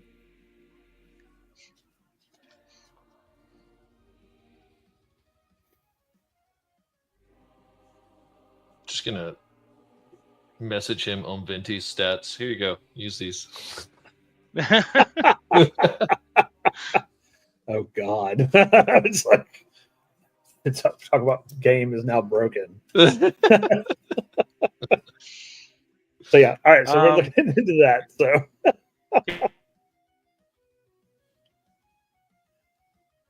I really want to say that 16 is really low. It's got to be higher than that. It could be on my part. I could have put the wrong AC in there.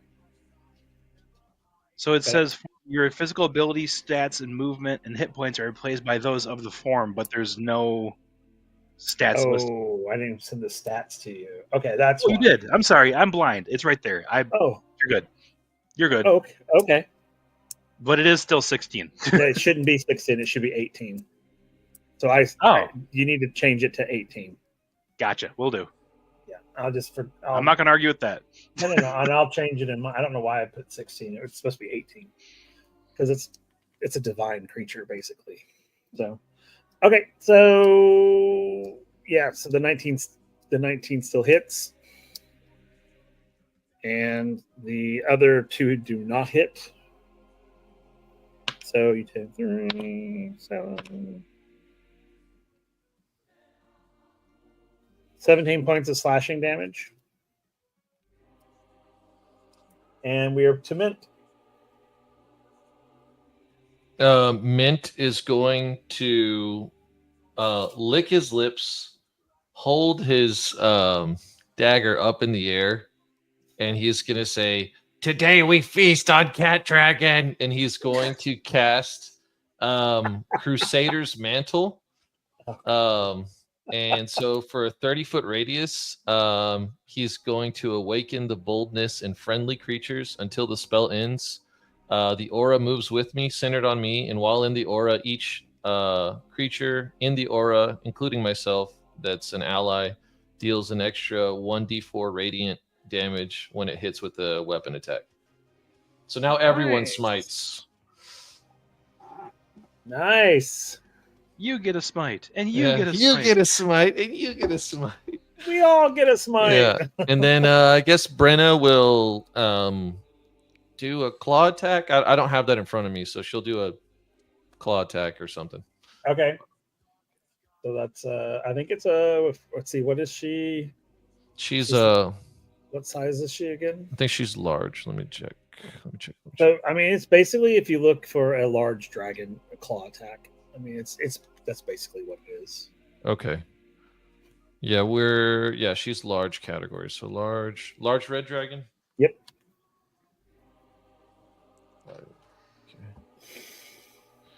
Okay. All right. So does she have multi attack or is it just one? She has claw, bite, or And- claw tail. Okay. So then she'll do claw and bite. Okay. And do I use the bonus to hit from the standard red dragon? Because it says they get a Yeah. plus 14 to hit. A large, yeah, it's large, yeah. Yeah, it's a large red dragon. I can send you the. It's on. Yeah, I'm that's just fine. I going know off it, of roll yeah. 20. Yeah. Okay. Go ahead. I'll get her stats worked up, but we'll just So use the red dragon stats for now. The first one's going to be a 27 for the claw, Yep, that hits. and then the second one is a 24 for the bite. Both of them hit. Okay, and then so the claw does 2d6 plus 8. Let me get to that real quick. So for the claw, that's plus 8. That's going to be 15 damage. Okay. And then for the bite is 2d10 plus 8. Okay. Oh, I forgot the radiant. Let me add that in. That's fine. She's doing that.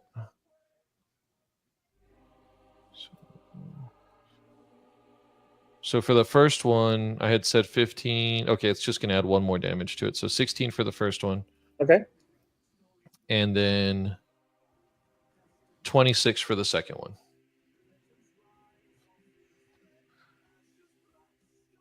Okay. And that's it. All right. Then we are off to Willow again.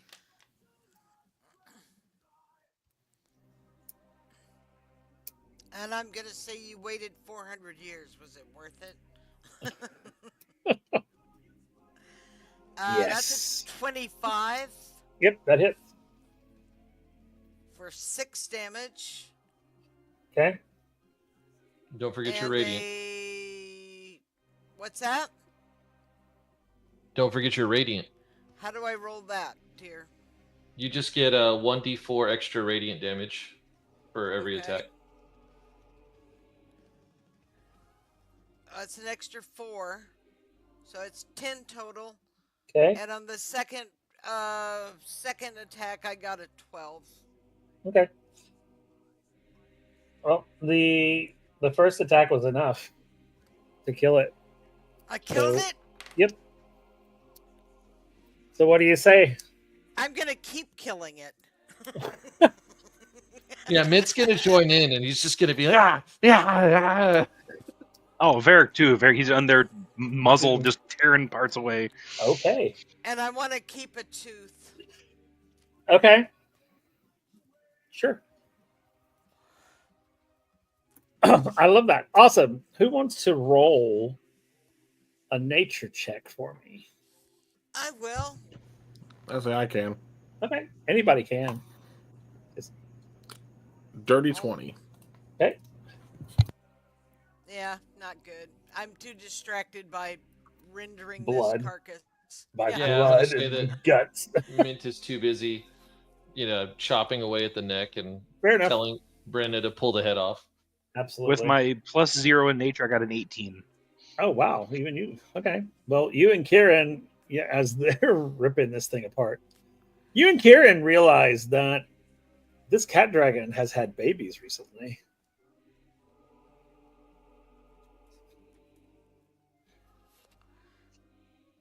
So it Was was this- a mom. Gonna be like an Anakin Skywalker moment. Depending on how old the babies are, we could do it like a Timon and Pumbaa. Like, they could raise them on our side. Hakuna Matata. Yeah. So yes, but you did notice that she recently had When I was a young goblin. when I was a young goblin. So all right. So you guys have just killed this thing. You're out of initiative now. So what do you? And you collected a tooth, and Brenna took the head off, and Oh, sweet. She got the head? Yeah. Nice. Yeah. Mint's going to go for teeth as well. okay. What about Kieran and Varric? Varric is going to transform back into his human form and also take a tooth Okay, from the creature that had killed it. cool. As like Kieran's, like he'll dispel more kind of sword and just kind of hang back as everyone else gets trophies. Okay. Yeah. All right, cool. So, all right, so you guys have killed this cat dragon. What do you do And now? Only those that made the save know that that had. Correct. Okay. So Yeah, only you so- and Kieran know that it had babies. No, Mint doesn't know.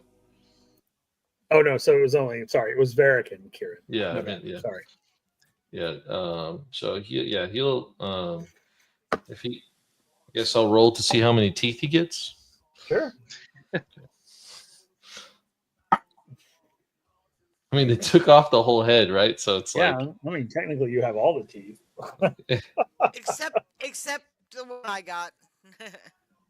yeah, he's just handing them out. Like Cheers. holding him up. Here's one. Here's one for Here's you. one for you, two for me, one Yeah, for two you. for me. Okay. He's actually gonna the canines, the larger. Can he take those and fashion them into weapons? Sure you can. Okay, that's Oh, what no. he's gonna do. I got one of the big ones because I'm gonna make a necklace out of it. That's what she That's a wanted. huge one for. necklace. There's probably like the two top ones and the bottom I ones, mean, right? Like Yeah. If you think about it, I mean that those they're like the size of your hand. it's gonna be like a They're sword. huge. Well, then I'm gonna do Ugh. something. I'm going to do something with it. I don't know Okay. what yet, but That's gonna weigh you down. You're gonna be eternally hunched over. Okay, so you guys have collected the body parts that you wanted. Wait a minute, I have an idea. This might be kind of weird, but I was just What? thinking of Mint doing something weird. yeah. No, it's for Brenna. So like you Oh. know how Mint and Brenna are connected? Yeah. Can we maybe have her spend some time like God cremating the skull so that way she can wear the skull as bone armor because Mint always wears bone armor, so she's like trying to mimic Mint. Sure. Absolutely. I will absolutely absolutely let that happen. I'll draw a picture of it. That's Yeah, I my, love that. that was going to be my absolutely. selling point. Is like I'll draw it. Okay, I love it. I love it. So, all right, so she's going to basically cook off all of it except for the skull. She's going to clear it all out and fashion it with her nails to where it can fit on her head. I love that. I absolutely love it. All right, so after you all have done that, what now? So what are you going to do now? So, now that you've killed the cat dragon, When he's going to perform an ability he has as a monk called Wholeness of Body, where once per long rest he can meditate and immediately regain 30 hit points, because he's about halved right now. So Oh, wow, absolutely. Oh he's gonna be yeah. healing himself up a little bit. Once Mint cleans himself off with prestidigitation, he'll offer some warm lay on hands to anyone who wants it. Okay.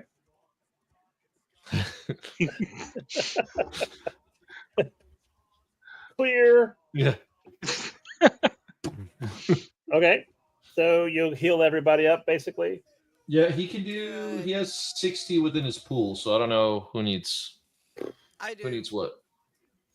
So whoever needs it, just Willow needs some. I don't think Kieran. Did you ever get hit? I don't think Kieran ever got hit, did he? No, I did just for 15. I'm not that far bad off. Plus, Okay.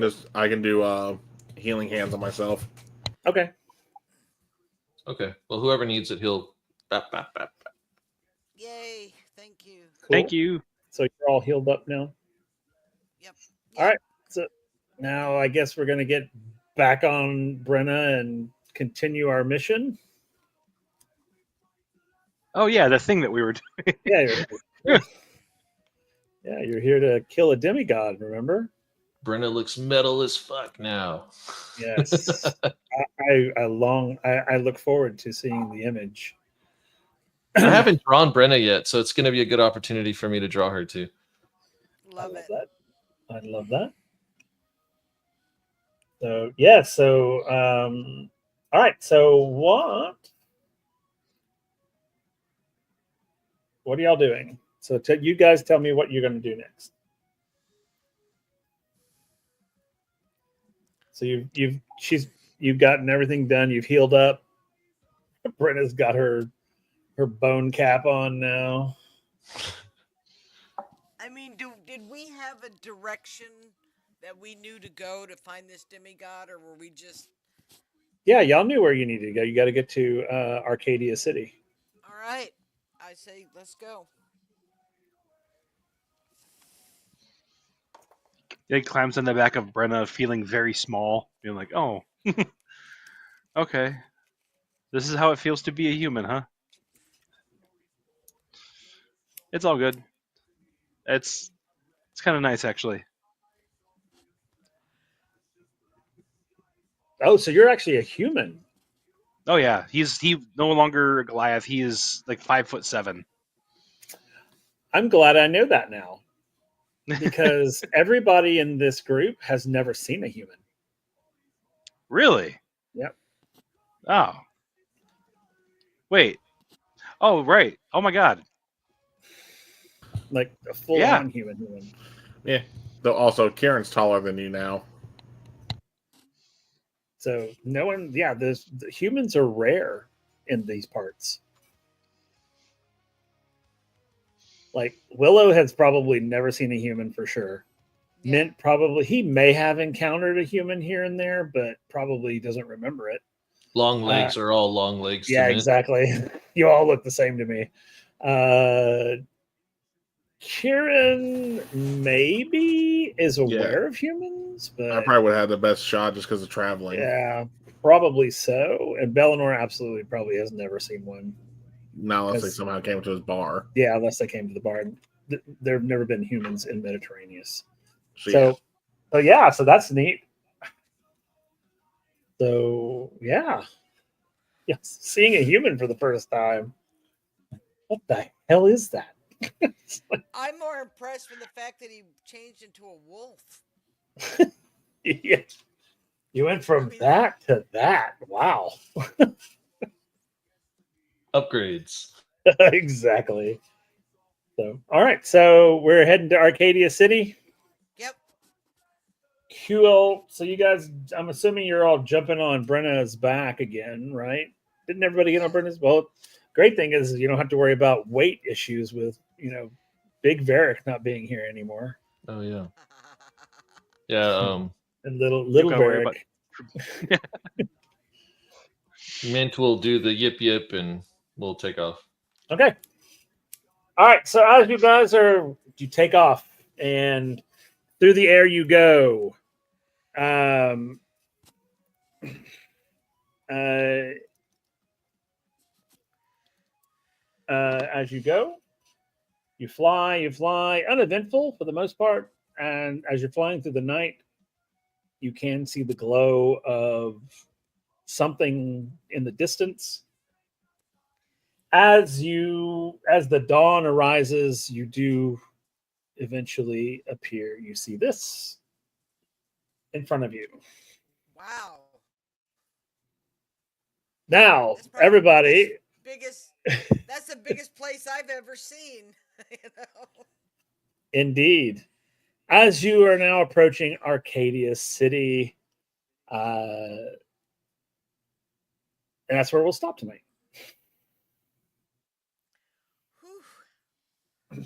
So, yes, so as you come out of there, you approach Arcadia City, which is where all kinds of fun is about to unleash itself.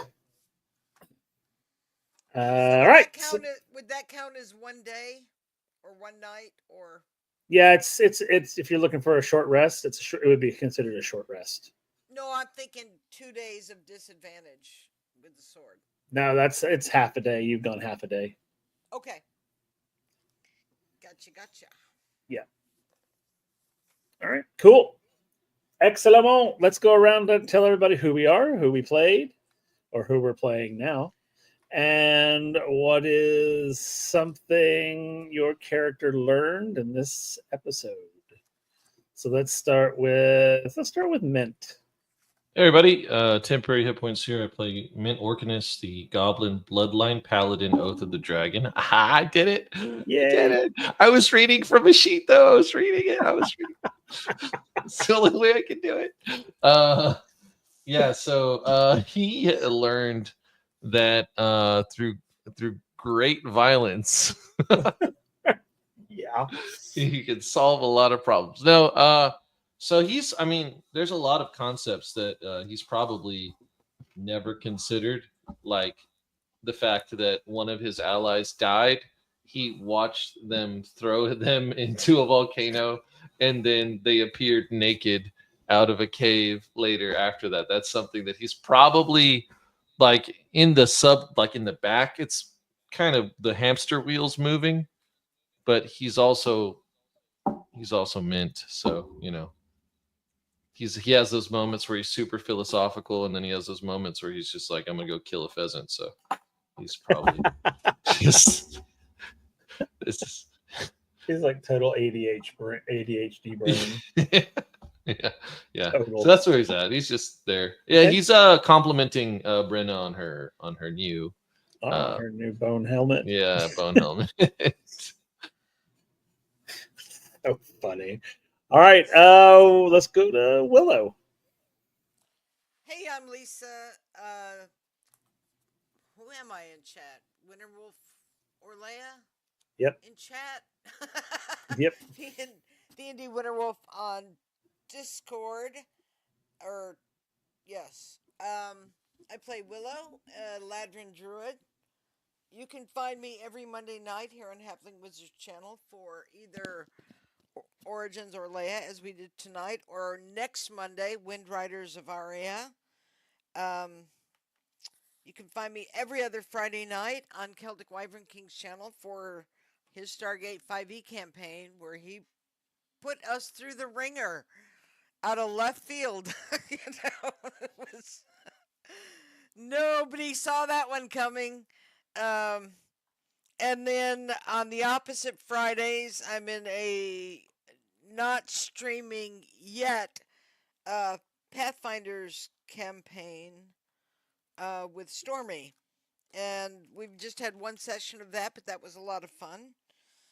I think Willow is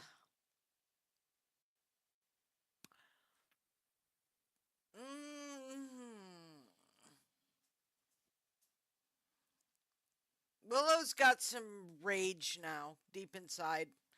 You know, instead of like, oh, poor me, this curse, now she's just pissed at the world and why, it's why me, but it's like, it's more like, don't fuck with me. She's That's fair. Yeah. So I'm excited to see where this takes her. Okay. But I love this campaign. Will, you are an amazing storyteller. I know I tell you that all the time, but it is so true. Just it's just immersive when you start telling the stories and describing things. I feel like I'm there. Well, thanks. And I love this group. Indeed. All right. Let's go to Kieran next. What's the thing? All the Hey y'all, little heart. Is that how you do oh it? yeah. Oh yeah, the little. All right. Hey y'all, I am Cal, also on the Celtic Wyvern King. You can find me here every Monday for either Orlea Origins or Winners of Aria. Every other Thursday, including this week for Reign of Vecna, where I get to play Meek, the Reborn Goliath, Redemption Paladin. Try saying that 5 times fucking fast. I know, right? Every other Wednesday, such as next week, you'll be able to find me back on my channel for a God's Challenge, a Theros 5e campaign. And as Lisa mentioned, I do also run a Stargate 5e campaign every other Friday. I didn't put anyone through the ringer, by the way. All I did was reintroduce a character to their god. Love it. because voice mod. Love Anyway, but ye. Okay. All right. And last but not least, Varric. What did you learn? Hey, everybody. Oh, that's right. Oh yeah. What something your character learned? Oh, that Varric can't parry him as well as he could in the past. Which is Fair. honestly ironic considering you're a monk now and you rolled that low dexterity. In Varric's defense, he did not see that coming. That is fair. That is also Very fair. Like, I honestly thought you were still a barbarian, so I was like, okay, Dex, that's fair. But now I know that you're a monk, it's just like, damn. Love it. Okay. And now to Varric. Everybody, I'm Nick. I played Varric. I used to be Varric Wolfspear Vagari. I'm now Varric Kinbound. He has chosen a last name for himself that more reflects his current situation. You can find me on most socials under Professor Hexagon. I am usually on either Blue Sky or TikTok. Is where I'm the most active. So if you want to see any weird streams of video or text that come out of my head, that's a good place to do it. You can find me here every other Monday. You can find me here also every other Thursday, as Kel was saying, for the Reign of Vecna campaign, where I play Nero Aspengard, the half-elf storm sorcerer. And then every other Friday, you can find me on his Stargate campaign, where I play Viggo Sigmundsson, the Viking scientist, 6'4" man-child of the group. Two things that Varric learned. One was he can turn into a big fuck off wolf and eat things and bite things and have magic attacks, and it's freaking awesome. And two, the forest is very cold when you're not wearing any clothes. So Yeah. Yeah. A lot of shrinkage happening. I say it's Nick. That's what happens when you let the dogs out. yeah. Hey, I don't have my What, Gigi? button ready. Yes. Cool. There it is. All right. And of course, I am Will, the Halfling Wizard, and I get the honor and pleasure of DMing these folks every other Monday. Real quick, just go check out all of our links, all of our socials. Follow us here on Twitch.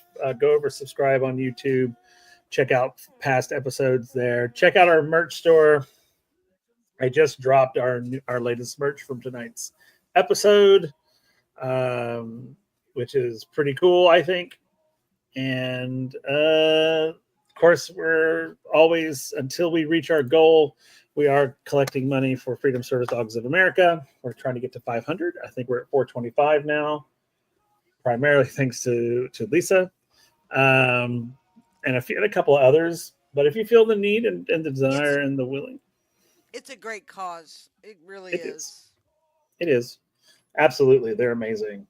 So please, give anything you can. Any amount helps. $5, $1, whatever. I don't even know what the minimum is on it, but help if you can. Yeah. But other than that, I'm gonna get these kids out of here so they can go to bed and stuff, because I don't know, they gotta do adult things tomorrow. I mean, I do too. I gotta do adult things too, but I'm moving my offices right now, moving offices from one building to another in the heat of July. It sucks. Rip. Yeah. But anyway, come back, see us again. I think we have Monster of the Week this Wednesday, and then we have Reign of Vecna on Thursday, I believe. So come back and see some pretty cool shit, man. All right, but until next time, we see you guys. Y'all peace out. We love y'all.